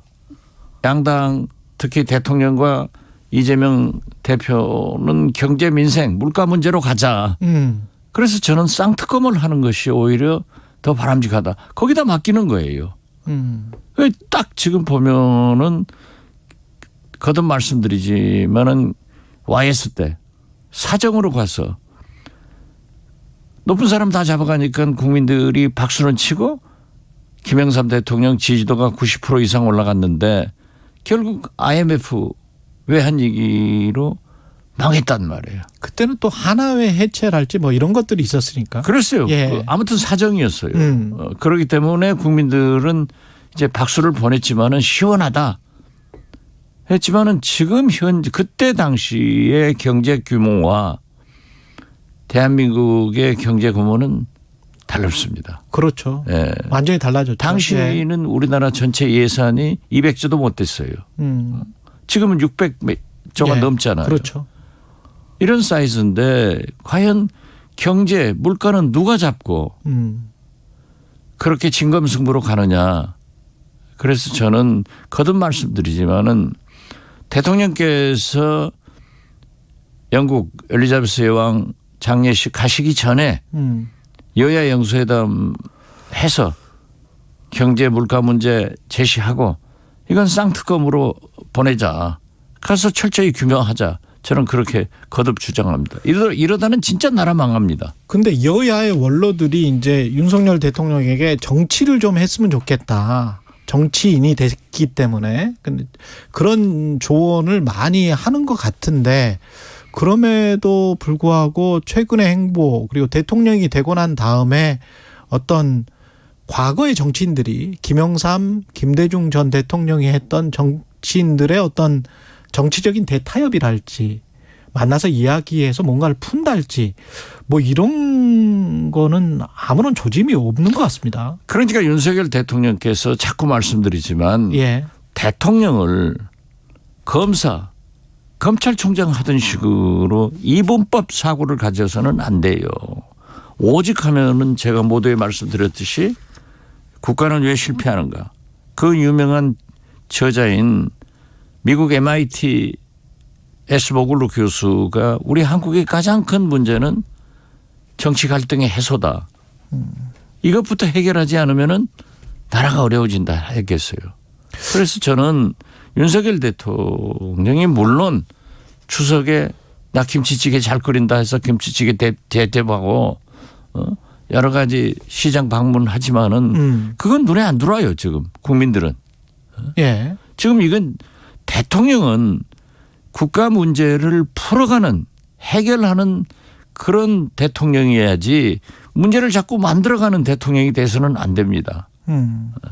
근데 많은 국민들이 그렇게 바라고는 있을 것 같습니다만 현실 정치는 분명히 강대강으로 가는 것 같은 그런 양상이고 이게 어떤 계기로 어떻게 풀릴까? 근데 어떤 계기로 풀릴 수 있는 단초 같은 게 마련돼질 수 있을까요? 그러한 것은 오직 해결하실 분은 윤석열 대통령 한 분뿐이에요. 지금 남북 간에도 강대강, 미국과도 중국과도 모든 외교도 지금 현재 아주 어려워지고 있지 않습니까? 예. 또 국내에서도 이렇게 여야 간에 야당 대표가 기소되고 조사받고 대통령 부인은 특검으로 가고 조사받고 이게 되겠냐 이거죠. 그래서 저는 정치와 경제를 검찰 수사를 분리해서 쌍특검으로 가고 거기다 맡기고 대통령과 야당 대표는 제발 경제 민생 문제를 해결하는데 두 분이 머리를 맞대고 얘기를 해야 되는 거예요. 대통령과 야당 대표는 그렇게 쌍특검으로 그냥 사업적인 것들은 다 맡겨놓고 그렇죠. 그리고 현안에 집중해야 된다. 민생 현안에 집중해야 되는데 그런 말씀이신데 여당 같은 경우는 대표 자체도 지금 없는 상황이고 뭔가 카운터 파트너가 없는 거잖아요. 야당 입장에서는. 곧 생길 거 아니에요. 정진석 비대위원장 갔다가 뭐 연말이나 연초까지 가지 않을까요? 어떻게 보십니까? 그렇더라도 비대위원장이 당대표가 되는 거죠. 아, 비대위원장이? 예, 그렇죠. 그리고 원내대표도 이제 선출될 거고. 예. 그리고 우선 그 이재명 대표가 또 추석 연휴 기간에 영수회담을 또 제안하셨던데 대통령께서 야당 대표가 선출되면 같이 만나자. 이건 아니에요. 여야 영수회담이라고 하는 것은 대통령과 대통령이 국민의힘 대표가 총재가 아니더라도 대통령과 야당 대표가 만나는 겁니다. 여기다 왜 여당 대표를 꼭 같이 만나자. 이건 바람직하지 않은 거죠. 그 진정성이 없는 거예요. 이게 대통령께서 야당 대표를 만날 그런 진정성이 없다 저는 그렇게 봅니다. 근데 여당이나 대통령실에서는 뭐 과거의 유물 아니냐. 영수회담이라는 게 다 함께 만나는 게 맞지 않느냐. 아니 좋으면 다 지켜지는 거죠. 그 과거의 유물 안 지키는 게 어디 있어요. 나쁜 것은 버려야죠. 예. 그렇지만 과거에 여야 영수회담을 해서 많은 성공도 했고 또 실패도 했지만은 어떻게 됐든 국민들은 이 어려운 때 이렇게 싸우고만 있는데 제발 싸우지 마라. 이것을 원하는데 대통령과 야당 대표가 만나는 모습 그 자체가 굉장히 좋은 거예요. 저는 윤석열 대통령의 지지도가 약간 올라갈 것으로 봅니다. 앞으로? 예. 왜냐하면은 지난 추석 밥상에 윤석열 지지, 이재명 지지 이게 극명하게 싸웠어요. 그렇기 때문에 집토끼들이 뭉칠 거예요. 아. 대통령이 원하는 거는 혹시 그런 거 아닐까요? 그러면 집권 지지층을 가지고 국정을 끌고 나가도 충분하지 않을까라는 그런 그건 생각? 지금 아무리 올라봐야 30%대예요. 이 30%대 가지고 대통령이 되느냐고요. 그건 아니죠. 초기부터 그리고 대통령이 됐으면은 반대 세력의 대통령도 대통령인 거지 그렇게 하면 안 되죠. 여당의 권력 지형은 지금 어떻게 보십니까? 권성동 원내대표 사퇴하고 장제원 의원 이선 후퇴, 이준석 전 당대표도 사실상 그 국민의힘에서 밀려나는 상황이잖아요. 그렇죠. 돌아오지는 어려울 거예요. 그렇지만은 그러면 누가 국민의힘의 어떤 중추 세력이 되는 겁니까? 또 다른 윤핵관이 생길 수밖에 없죠. 왜냐하면은 윤석열 대통령이 지금 임기 말이 아니잖아요. 그렇죠. 임기 초 120일도 안 된 대통령이에요. 게다가 총선을 남겨두고 있고. 그렇죠. 네. 그렇기 때문에 아무래도 대통령을 중심으로 집권 여당은 파워가 형성되기 때문에 뭐 권성동, 장제원 의원 윤핵관의 핵심 세력이 물러나갔다 하더라도 저는 또 다른 윤핵관들이 대통령을 보필하게 될 것이다. 또 권력의 속성상 그렇게 돼요. 집권 여당이라는 그렇죠. 것이. 예. 그럴 수밖에 없고 그러면 이준석 전 대표는 어떤 사라지게 되는 겁니까? 정치적인 가능성은? 이준석 대표가 지금 국민의힘 윤리위원회가 다시 징계한다라고 하지만은 제명을 시키겠어요? 그러지는 못할 거예요.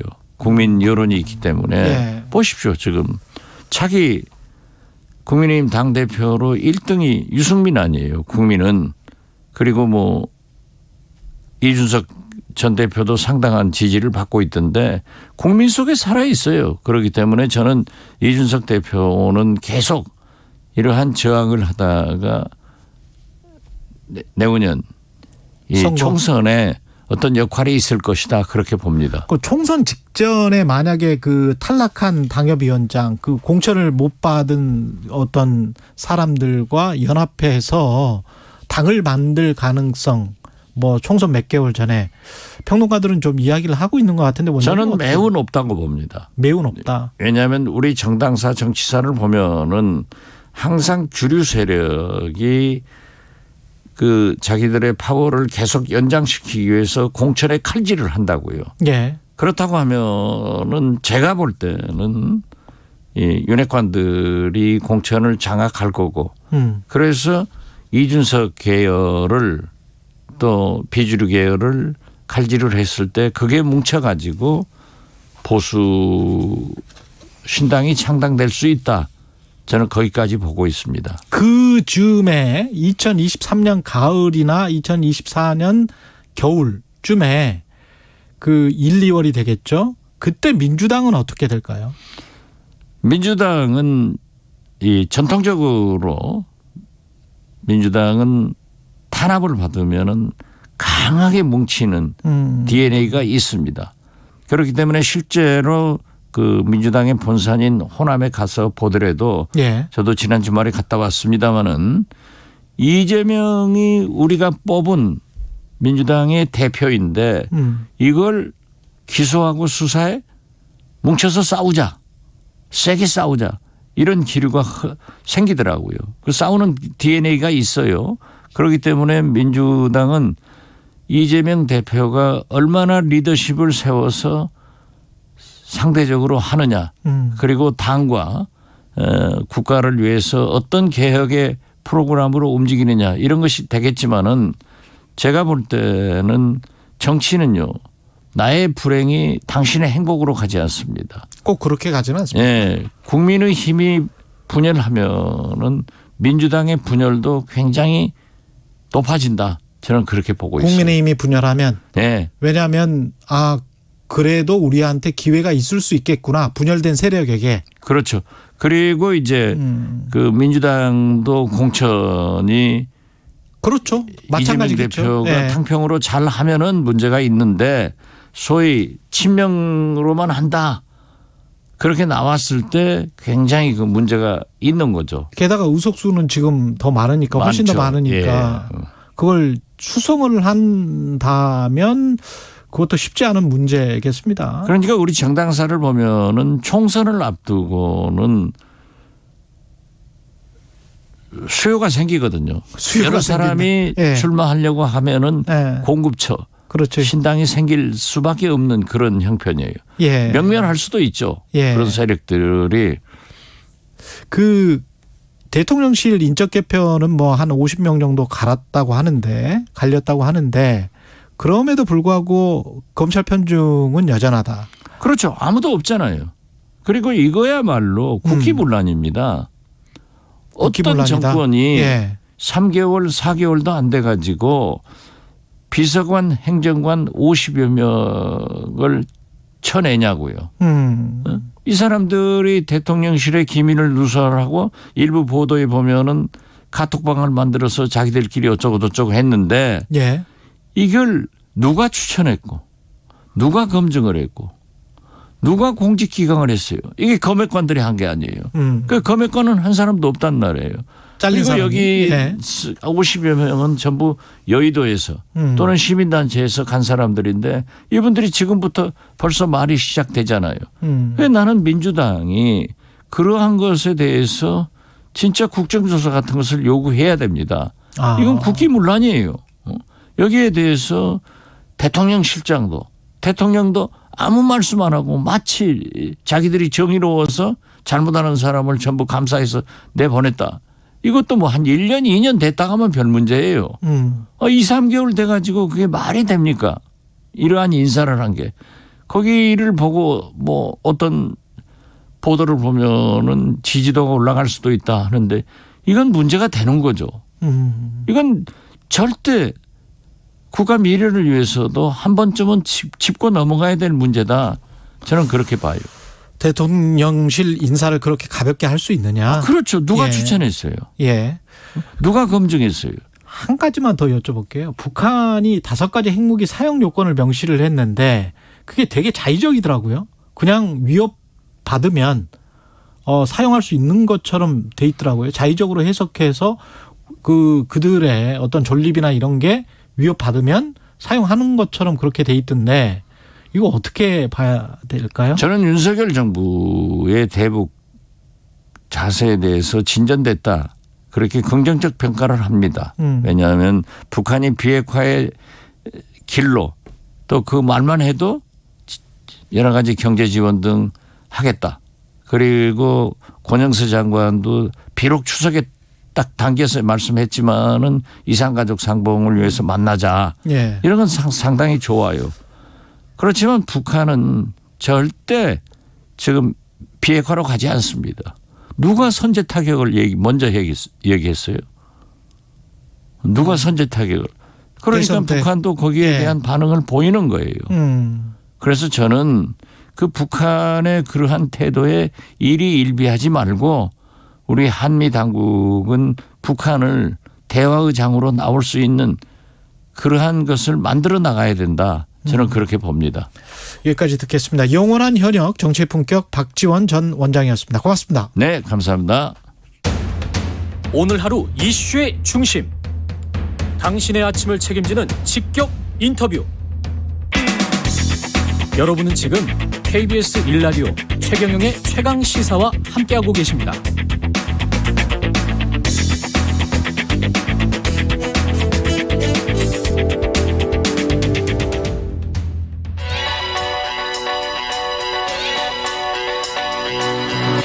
최강시사 김봉신의 눈. 네, 김봉신의 눈 시간입니다. 한 주간의 각 분야 이슈들에 대한 여론을 심도 깊게 살펴보는 시간인데요.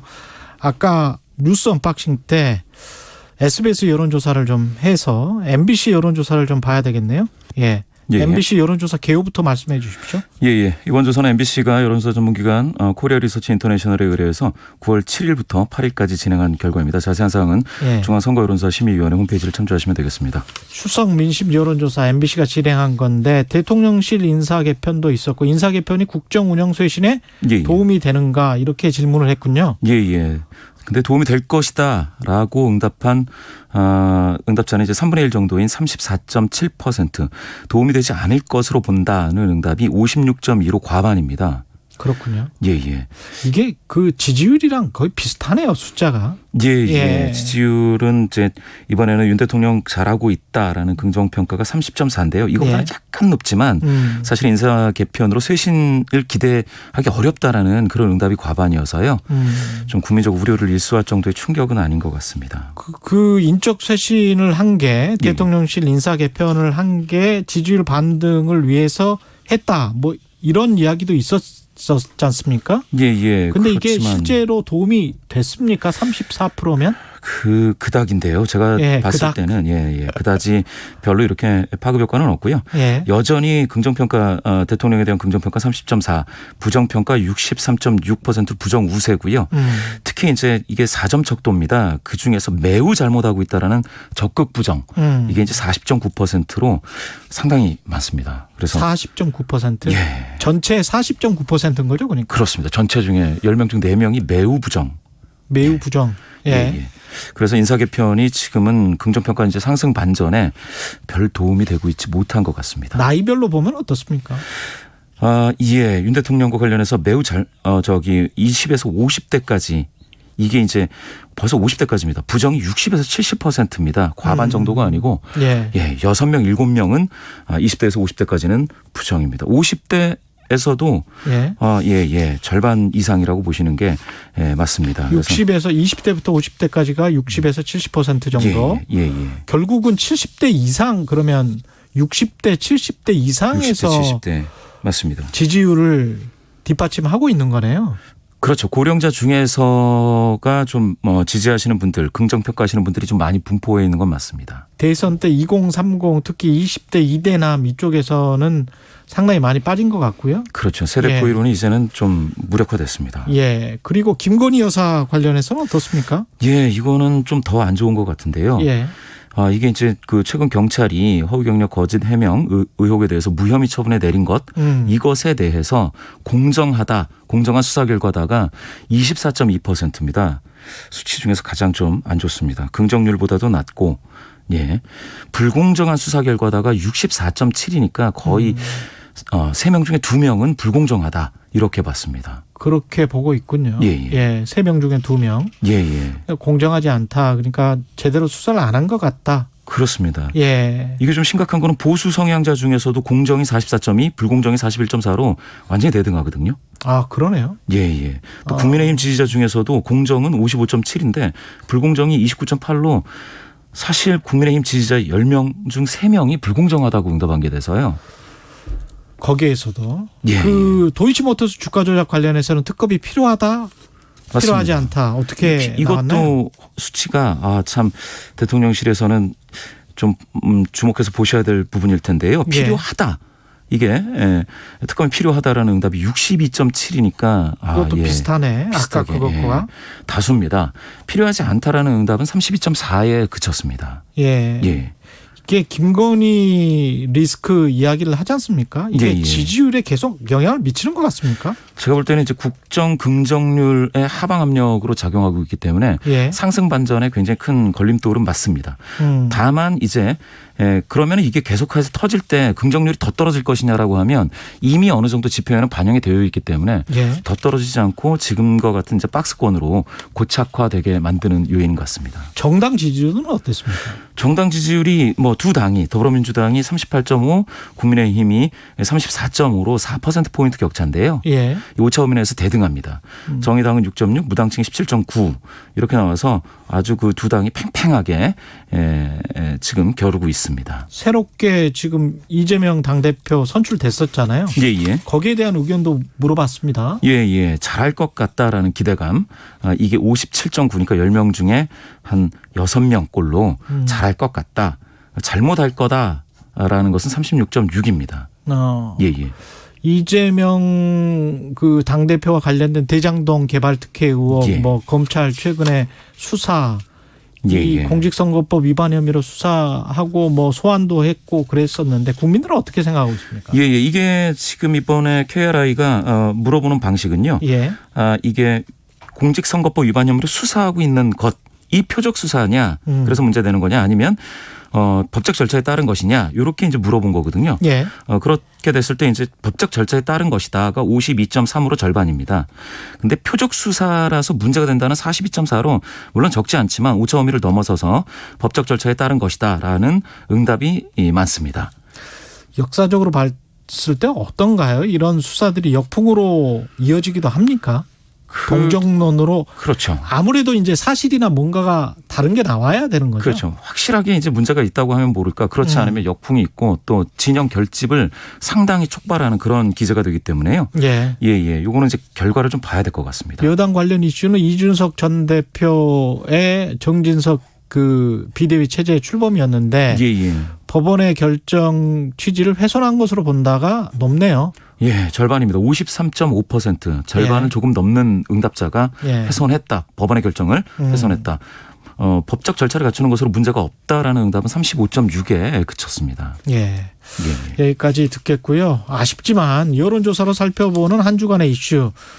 땡땡땡의 눈 시간이 전반적으로 지금 다 없어지는 상황이라서 김봉신의 눈 오늘이 마지막 시간이고 김봉신 대표님 그동안 수고하셨습니다. 그동안 감사했습니다. 지금까지 김봉신 메타보이스 대표였습니다. 고맙습니다. KBS 1라디오 최경영의 최강시사 2부는 여기까지고요. 잠시 후 3부에서는 경제합시다 준비되어 있습니다.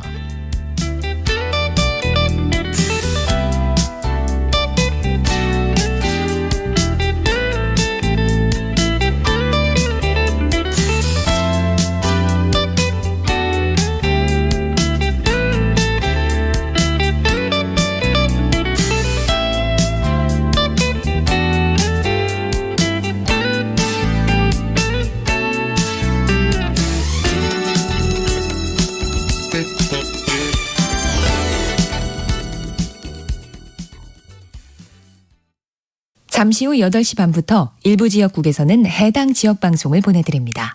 가을엔 편지를 하겠어요.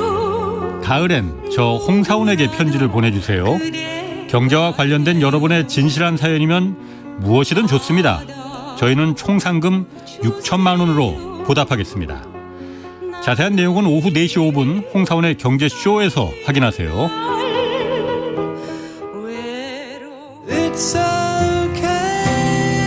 진행은 서툴지만 내용은 알찹니다.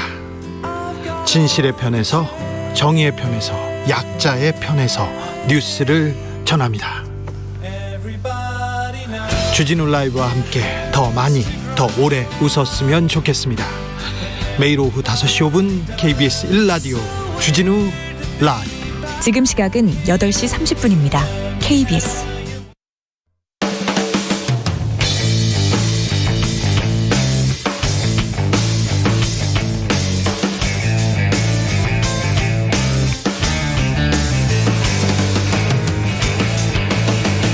최경영의 최강 시사.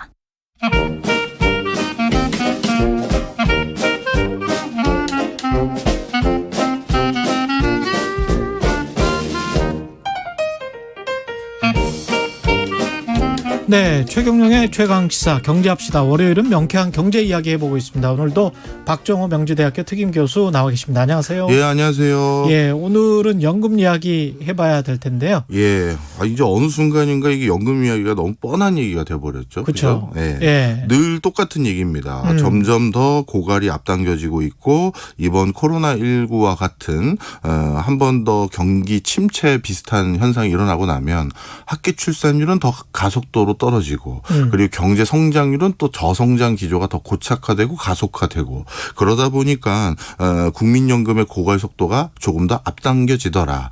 요게 하나고요. 예. 두 번째는 오늘 할 얘기가 많아서 그동안 루틴한 얘기는 다 해버리고 그렇죠. 시작을 하려고. 그렇죠.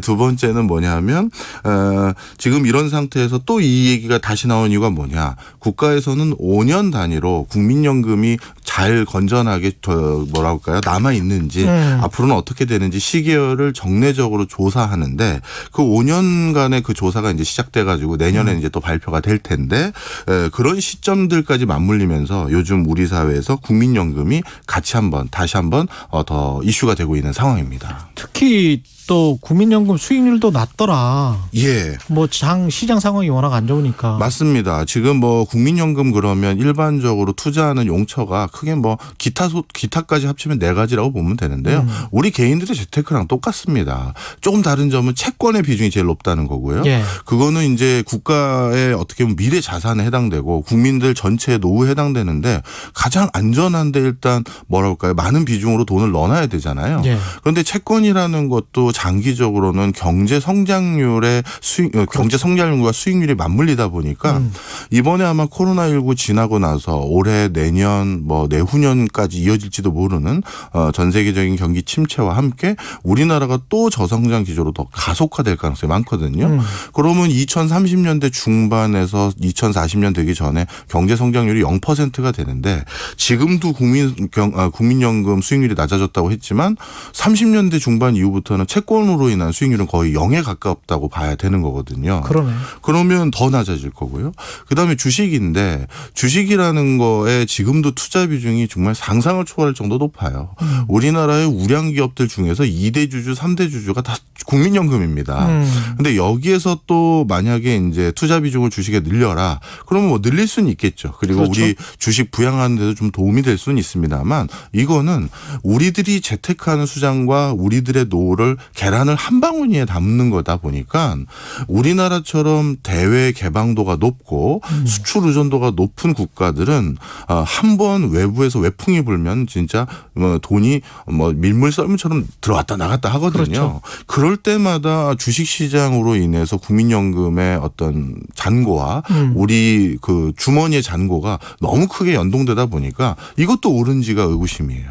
그러네. 그 다음에 이제 부동산인데, 지금 부동산 같은 경우도 최근에는 좀, 뭐랄까, 부담감이 좀 있었어요. 국민연금이나 이제 공적 자금들이, 같이 이게 투기 조성을 하면 안 된다라는 것도 있고, 그리고 이제 해외 부동산 같은 경우도 있긴 있습니다. 상당히 있어요. 상당히 있어요. 네. 그런데 이제 이런 것들도 전반적으로 해외 부동산을 취득한 곳들이 어디냐면, 우리보다 좀 더 먼저 발전을 했던 OECD 국가들인데, 그렇죠.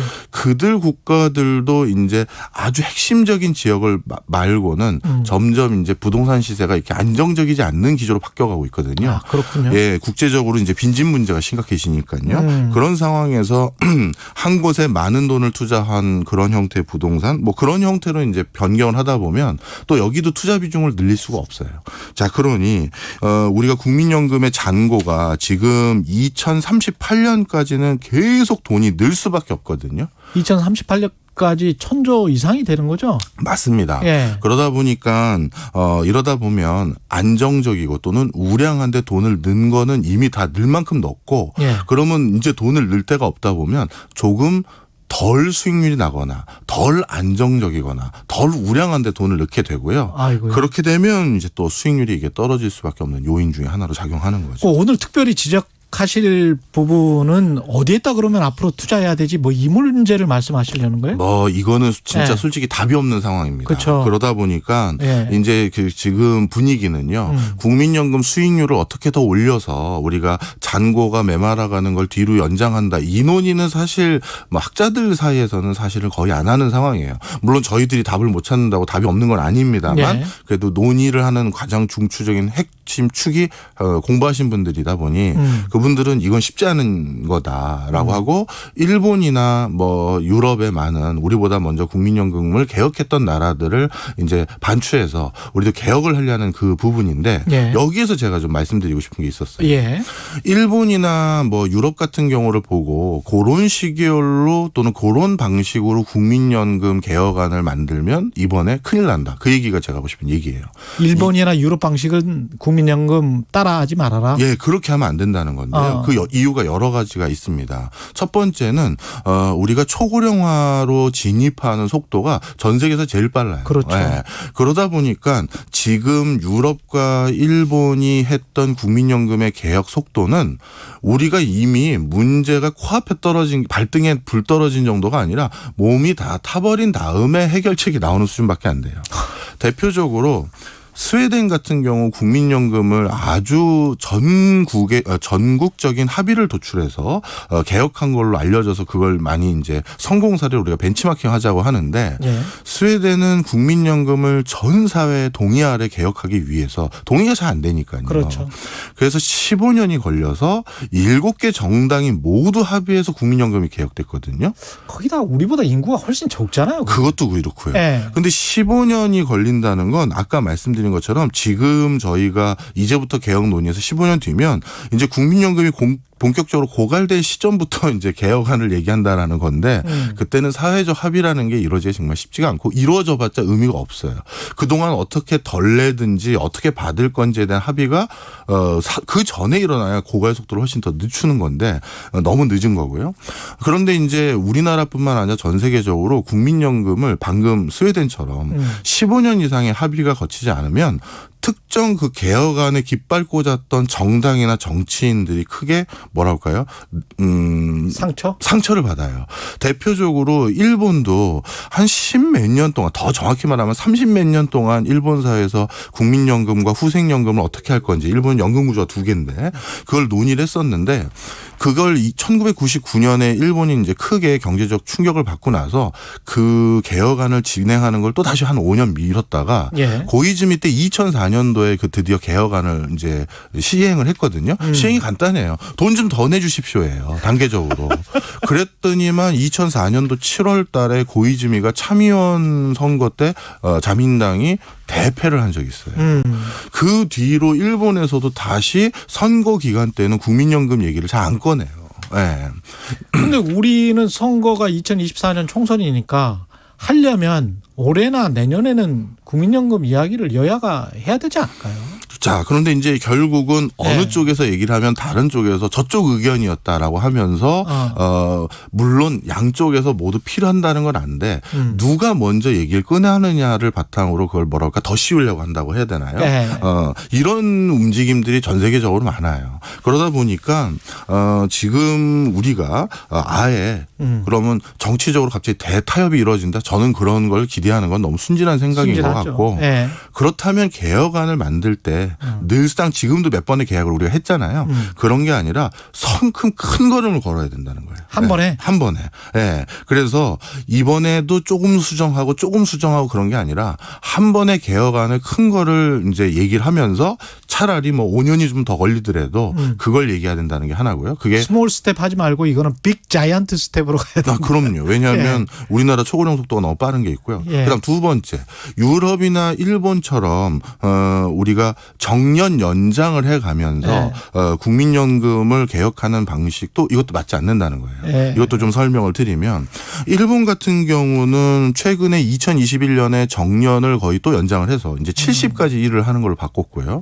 유럽에서도 스웨덴 같은 경우 60세 이상의 무직자를 고용했었을 때 근로소득세를 그 사람이 내는 근로소득세에 준하는 것을 그 고용주에게 다 보조금으로 주기로 하고 또 추가적으로 초고령 그 무직자들을 더 고용했었을 때는 거기에 대한 인센티브를 더 주는 그런 제도들이 있어요. 그런데 이게 유럽에서 미국에서 일본에서 한다고 해서 이런 방식으로 저희가 정년을 연장하거나 고령 인력들을 채용하는 방식을 이번에 개혁안에 넣으면서 국민연금 고갈을 막는다고 한다면 이건 앞뒤가 안 맞는 게 우리나라는요 유럽의 이런 방식을 선호했던 뭐 스웨덴이나 이탈리아 또는 일본과는 산업구조가 전혀 달라요. 무슨 얘기냐. 방금 제가 말씀드렸던 대표적인 일본, 유럽에서는 이탈리아, 스웨덴 같은 경우는 부품, 소재, 기계장치가 메조리티인 산업군들을 가진 국가들이에요. 그렇죠. 근데 이런 방금 말씀드렸던 예전부터 우리가 뭐 육성해보자 했던 이 소부장, 이 소부장은 장인들의 인더스트리예요. 그렇죠.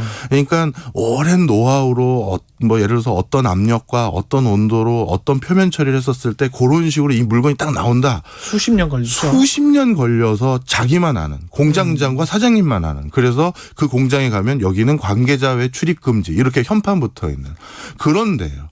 그런데 그런 데에서 초고령 사회까지 정년 연장해 주세요라고 하면 그래도 이게 통해요. 그렇겠습니다. 네.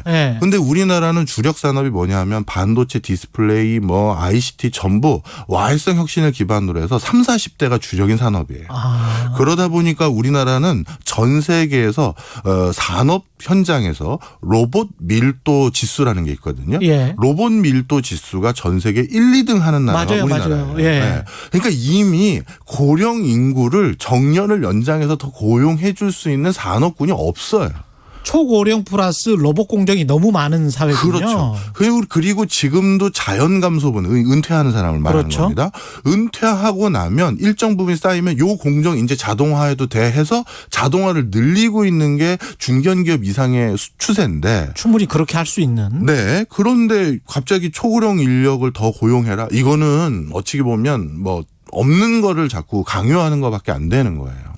우리 산업군에는 맞지 않다. 맞지 않는 거예요. 그래서 이것도 우리가 적용해서는 안 되는 거고요. 심각하네. 예, 그러다 보니까 하여튼 유럽과 일본 등이 추진하는 걸 벤치마킹해서 전례 삼아서 우리도 이렇게 해보자라는 논의로 흘러갈 것 같은데 그건 답이 안 된다. 그러니까 시간을 가지면서 조금씩 뭐 수급하는 돈을 액수를 줄이든가 아니면 돈을 내는 액수를 늘리든가 뭐 이런 식으로 가지 말고 한꺼번에 그러면 확 늘리고 맞아요. 확 줄여야 된다 이런 말씀이십니까? 네, 그것도 필요하고 기타 부수적으로 뭐 정년 연장이니 그다음에 고령 인구를 고용했었을 때 보조금으로 그걸 뭐 상쇄할 수 있다 이런 것도 효과를 기대하기가 어렵다. 그러니 더 성큼 가야 되고 그다음에 외국 같은 경우는 직능연금이라고 해서 특정 직업군에 연금 주는 거 우리로 따지면 공무원연금, 군인연금이죠. 예.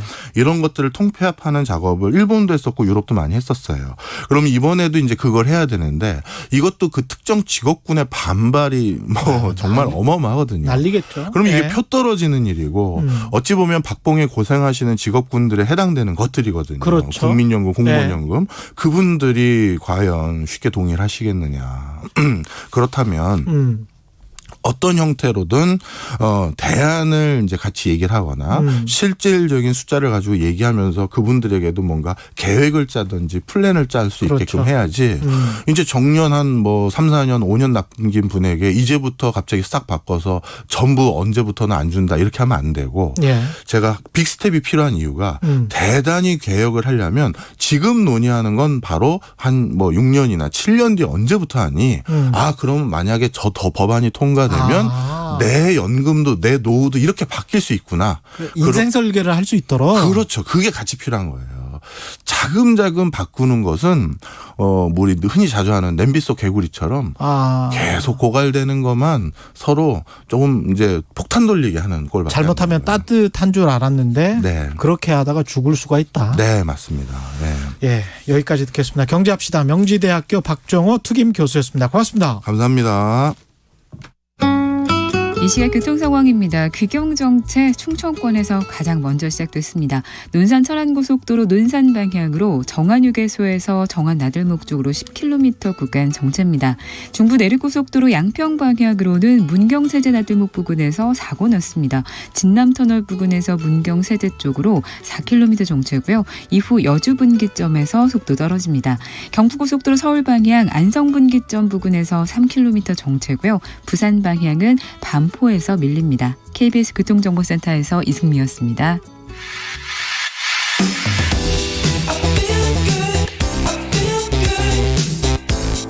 세상에 이익이 되는 방송 최경영의 최강시사. 네, 추석 연휴를 맞아서 최강시사에서 특별한 손님을 모셨는데요. 쇳밥 먹는 청년 노동자의 삶을 생생하게 기록한 책 쇳밥일지의 저자 천연우 씨, 얼룩소 에디터이시기도 합니다. 천연우 얼룩소 에디터 오늘 나오셨습니다. 안녕하세요. 반갑습니다. 반갑습니다. 예. 그 눈이 부리부리 하십니다. 이렇게 맨 얼굴을 내는 건 처음이네요, 방송에서. 예. 쇳밥이 아니라 이제 글밥 먹는 기자, 작가, 이게 언제 되신 거죠? 제가 2021년 4월까지 완전히 무명의 그냥 공장 노동자였다가 예. 갑자기 이제 피렌체 식탁에서 처음으로 칼럼 쓰게 된 걸 계기로 해가지고 그냥 쭉쭉쭉 하다 보니까 여기 있네요. 어쩌다 보니까. 예. 그리고 책은 언제 나왔습니까? 쇳밥일지는? 책은 8월 23일에 나왔고 예. 네. 그냥 판매고를 기록하고 있다가 예. 9월 1일 기준으로 갑자기 평산마을에 굉장히 유명하신 분께서 예, 글을 추천하시는 바람에 네, 좀 책이 잘 팔리고 문재인 있습니다. 전 대통령이 추천을 했고 이탄희 의원도 추천했더라고요.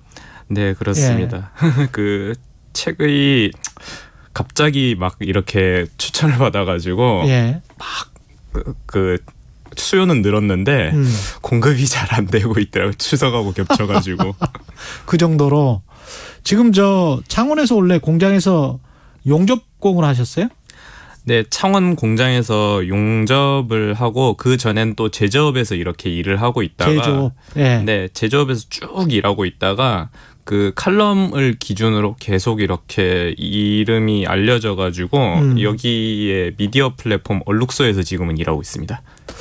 그 창원에서 동고동락을 함께한 제조업 동료들, 선후배들, 친구들이 서울에서 얼룩소 에디터, 얼룩소라는 곳을 잘 모르는 사람들도 굉장히 많을 텐데 얼룩소 에디터를 한다고 하니까 응원을 굉장히 많이 해줬다고 합니다. 제가 로템에서 나올 때, 하청에서 나올 때 예. 관장님이 해주신 말씀이 되게 인상 깊었는데 팬이 불꽃보다 더 강하다. 가서 우리의 얘기를 최대한 많이 전하고 와라. 이런 식으로 약간 책임을 이렇게 얹어주고 하셨는데 그게 가장 인상 깊었어요. 그 말이. 팬이 불꽃보다 더 강하다. 네네. 우리의 이야기를 좀 많이 전해달라. 충분히 제조업과 용접공으로서 일했던 제조업 공장 노동자와 용접공으로서 일했던 그 삶이 쇳밥일지에 담겨 있는 거네요. 그러니까. 네, 쇳밥일지는 뭐 전반적으로 제 삶이기는 한데요. 예. 앞뒤를 붙인 가장 메인 테마는 결국은 제조업의 현실이겠죠. 제조업의 현실. 언제부터 제조업에 뛰어들었어요? 공장 노동자로? 2009년에 노키아로 처음 시작해가지고 그때는 나이가 몇 제가 살이었어요? 20살이었고 20살 때 전문대 휴학 때였습니다. 그렇게 해서 처음 뛰어들어서 용접은 언제 시작하게 됐습니까?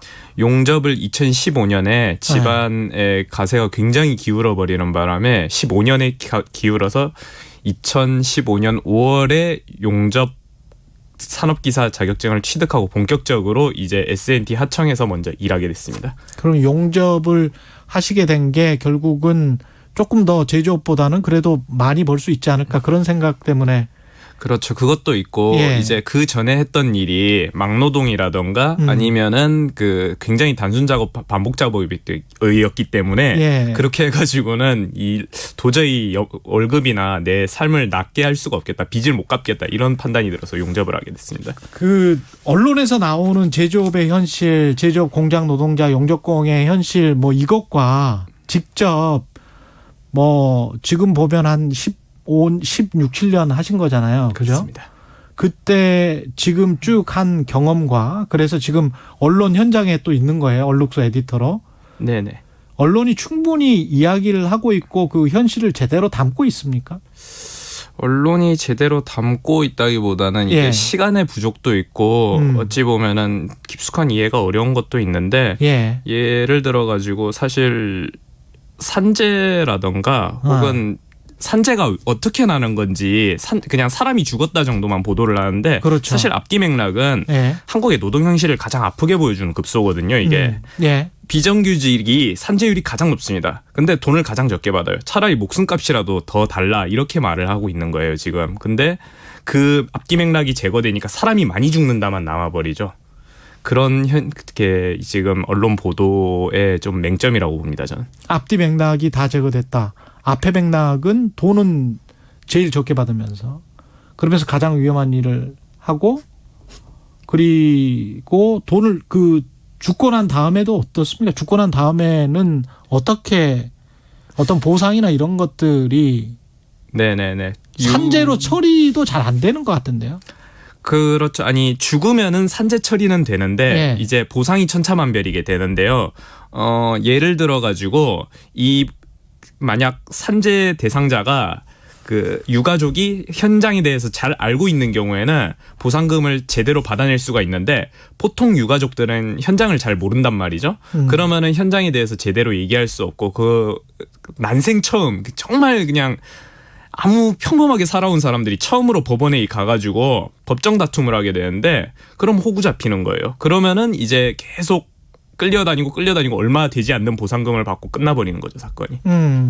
지금 사실은 옷을 입고 오신 것도 천현우 이렇게 써져 있는 이거는 어디에서 입으신 거예요?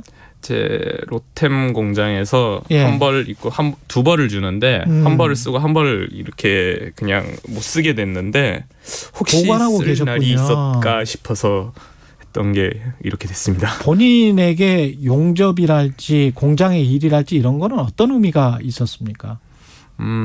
그냥 솔직히 처음에 다 먹고 살자고 하는 일이죠. 먹고 살자고 하는 일인데 용접을 접하면서 좀 달라졌는데 용접이 예쁘게 나온 만큼 또 튼튼하게 나와요. 그러니까 제품도 튼튼하니까 약간 결과의 예술이 되는 거죠. 그래서 이 결과의 예술이 좀 빠져들어가지고 후반기에 좀 열심히 해보자 이런 생각을 좀 했었던 것 같습니다. 근데 용접 일이랄지 이런 게 실제로 돈이 지금 지난번에 대우조선해양이랄지 이런 사태를 보니까 돈이 안 되더라고요. 이제는. 그렇죠. 이 상황 자체는 전반적으로 산업이 사형화되면서 그렇게 되는 겁니까? 아니면 우리나라에 고질적인 어떤 병폐가 있는 겁니까? 제조업이 늘 호황기와 비수기를 반복합니다. 2015년에 대우조선 죽는다고 난리 났었잖아요. 그렇죠. 난리가 났는데 2021년에 뭐라고 했습니까? 대우조선 지금 너무 호황이라고. 그랬죠. 그런데 지금 2022년에는 이제 노동자들이 자기를 0.3평짜리 감옥에 가두고 막 이러고 있지 않습니까? 왜 그러냐면은 호황기 때 신나게 잔치를 벌였다가 비수기를 대비를 안 하는 거거든요. 비수기에 대한 대비가 정책이 필요한 건데 아직 그런 게 좀 미비한 거 아닌가 그렇게 생각됩니다. 호황기 때 아까 말씀하신 비정규직 노동자들은 임금이 오릅니까? 호황기 때 제대로 받다가 비수기 때 어떻게 됐냐면은 52시간제랑 약간 겹친 맥락이 있는데요. 상여금이 계속 깎여나가고 거기에 서명을 했어요. 고통을 분담하자. 다만 이제 다시 호황기가 오면 돌려주겠다. 이런 식의 얘기가 돼야 되는데 비수기 때의 임금이 그대로 가고 있는 겁니다. 호황기인데도 불구하고. 그렇게 되는 거군요. 언론에서 청년 담론 이야기를 대선 전에도 많이 했었고 지금도 좀 하고 있는데 이렇게 언론에서 만들어진 청년 담론에 대해서는 어떻게 생각하세요? 무주공산이라고 느껴지는데요. 사실 청년 담론이라는 게 아직 완전히 정립이 안 됐습니다. 저는 조금씩 이제 정립이 되어 간다는 느낌은 드는데 아직까지 정립이 안 되다 보니까 이런 무주공산의 경우에는 그럴싸한 말을 먼저 하는 사람이 선정권을 가지게 되거든요. 그렇죠. 이 사람들한테 그리고 계속 끌려다니고 있는 상태인 것 같고 이거를 정확하게 하려면 결국 담론이 정교화돼야 된다. 그렇게 보고 있습니다. 담론이 정교화돼야 된다는 거는 청년인데 어떤 청년이냐? 서울대 연고대 나온 청년이냐? 강남에서 고등학교 나온 청년이냐? 아니면 공장을 고등학교 또는 전문대 나오고 난 다음에 바로 가야 되는 청년이냐? 이게 좀 다른 거 아닐까요? 전반적으로 전체 다 다른데 제 생각에는 어디까지나 가장 어드밴티지를 많이 줘야 되는 곳은 가장 약한 곳부터 많이 줘야 되고 위쪽은 아예 주지 말아야 된다라고 저는 생각을 하거든요. 그런데 이게 아직 담론이 정교화가 되질 않는 거죠.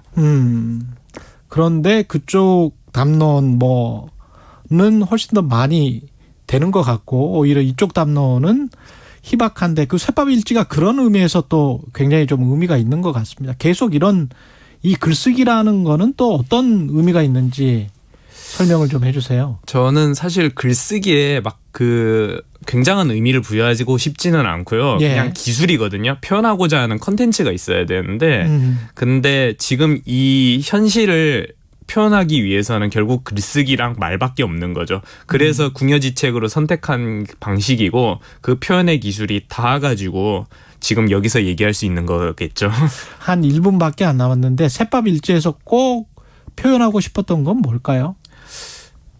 어떻게든 살아간다. 사실 아무리 힘들고 아무리 괴로워도 사라지더라. 그리고 이 사라지는데 대신 이 삶을 계속 유지하려면은 여러 가지 방법이 필요한데 운동도 해야 되고 내가 좋아하는 것도 어떻게든 조금씩 해나가야 되고 그러면서 활로도 틀어야 되고 그러다 보면 정말 바쁘게 살 수밖에 없게 되지만 어떻게든 살아간다라는 게 제 요지였습니다. 담담한 생명력, 생존력을 말씀을 하시는 것 같고 앞으로 계획 짧게 한 20초 남았습니다. 저 지금 번아웃이 굉장히 심해서 글쓰기가 잘 안 되고 있는데요. 번아웃 타파가 가장 큰 목표입니다. 지금까지 쇠밥 일지의 천현우 작가였습니다. 고맙습니다. 감사합니다. 9월 12일 월요일 KBS 1라디오 최경영의 최강시사였고요. 내일 아침에 다시 돌아오겠습니다. 고맙습니다.